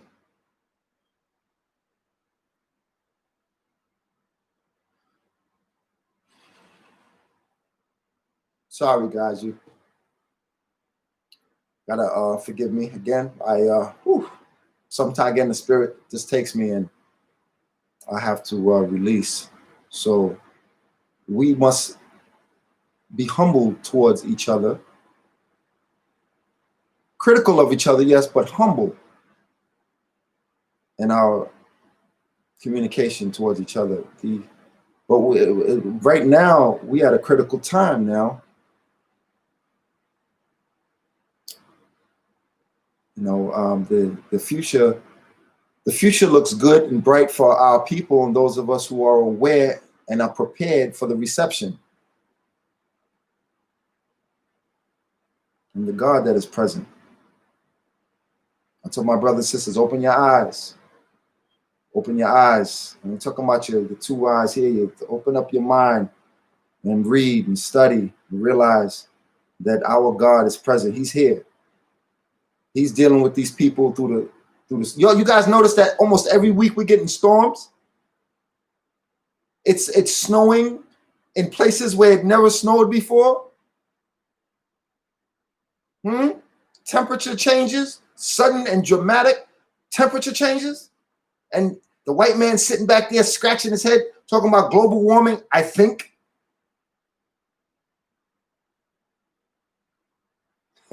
Chucky. Oh, yeah, sister. So he's sitting back. The Chucky scene, for real. For real. Oh, yep.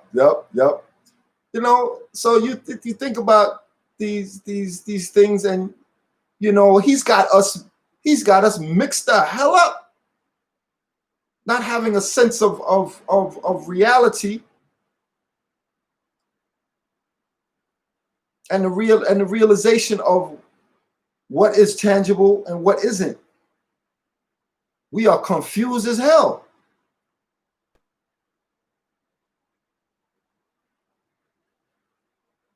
I told you guys about the mothership, about the baby planes that's spoken of in the Bible. Some people say, "Oh, I don't believe in that book." All right, fine, that's fine. Then study the pyramids.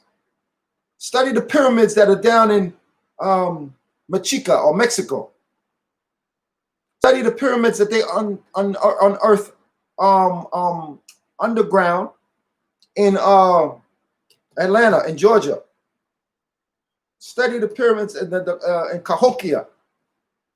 Around this country, the mounds that they found and what they found underneath. The pyramids in Kemet, what is called Egypt today. Look on the walls, what they found. None but the darker peoples there with straight and curly and kinky hair, just like you see the darker peoples today. Some of us speak Spanish, some of us speak English, some of us speak French, some of us speak Portuguese, some of us speak in native languages, some of us speak English. But on those walls of antiquity, they found images of a high technology, more advanced than today. Images of what looked like flying discs on the walls. You know, people look and say, "What's that?" And then the white man come. The movies, aliens. And he knows a nigga don't read. Excuse my language. I'm calling what it is. A Negro doesn't read. Most Negroes don't read. Black people read. Brown people read. Red people read. Negroes don't read. Study that those images that they're seeing in all of the institutions around the world. That's right, I call the pyramids institutions, because they're much higher than what most people know or think. So those discs represent a technology still exists today. It's in the book of Genesis, in the book of Ezekiel, in the book of Daniel, and the book of Joshua. Just when you thought God was a spook, the revelation of the mighty, the Almighty himself is in the flesh. Like I'm talking to you, I can see you, you can see me. That's how you're going to see God. That's how you're going to see them. No, and I didn't stutter. I said that's how you're going to see God, and that's how you're going to see them. Just like I'm talking to you and you're seeing me. And our people need to prepare, because the mothership that's a half a mile by a half a mile is flying over the continental US, causing all of these weather problems around the country. God said, I'm going to extend my hand over Egypt and I'm going to smite her with plagues. So some people got in their heads, they're thinking God is some giant being in the sky with some ghost and he's doing some wonder stuff. No. They are on YouTube. Go Google these UFOs that they call. They're seeing them around the country, sprinkling something out of these vessels into the atmosphere. And they've been watching this, and this has been going on. The United States military, they have been trying to catch these objects. They can't catch them because they're moving at lightning speeds. Just like my hand whipping across the screen. You can barely see it. They're seeing these things all over the place. Stay dangerous? Yeah, okay, brother. All right. So they're trying to catch them, and they can't catch them. But make sure you keep your mind right, stay on point, stay focused, and don't let them deceive you. Because the God of all creation is here for our liberation. But we just have to sync on the right frequency so we can get information. We must be tuned in to the right frequency. Because we'll never get that knowledge, that inspiration, that information from being on a lower frequency that destroys our people and keeps us blind, deaf, and dumb. And that's the foolishness of this world, the material things of this world. We get caught up in too much. And that also creates another mental and spiritual imbalance that causes our death mentally, and daily we die. So that is the spiritual death that we endure and suffer. See, when you know who God is, you stand up strong. People say, yo, you're not scared to teach this? Nah, man. For what? No, I have to let it out. I'm like Daniel's to a degree. I had a vision of one of the wheels in front of my house back in 2009.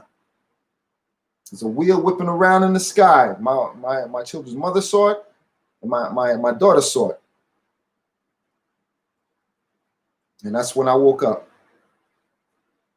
The book of Revelation says the dead, great and small, shall be awakened in the twinkling of an eye. I had been studying about UFOs. God said, you take one step towards me, I'll take two steps towards you.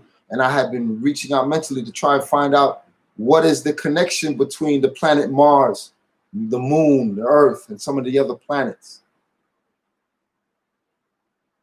And in a twinkling of an eye, my third eye was open. And then I realized these devils have been lying to us for 400 years about who we are and our connection to the Creator, our connection to God Himself. So we're about to be reacquainted, and very soon, very soon. And stay dangerous. I got it. I'm gonna steal that. I'm gonna steal that, brother. I like that. I like that. Yeah. So again, I'm sorry. I was supposed to have cut off a while ago. Wow, 2.5 hours. I can't believe it. So, to my brothers and sisters again, I want to say thank you. You know, to Sister Corian, Lito, sister again, Brother Julius, OCO, and other sisters on here. And that's about it. I'm gonna wrap it up, and hopefully we'll do this again. Do this again soon. Actually, I intend to come back on very soon because I have some more information that I need to disseminate. So I say, Donada, Kohoni, Anigido, peace and blessings. I love you, my peoples.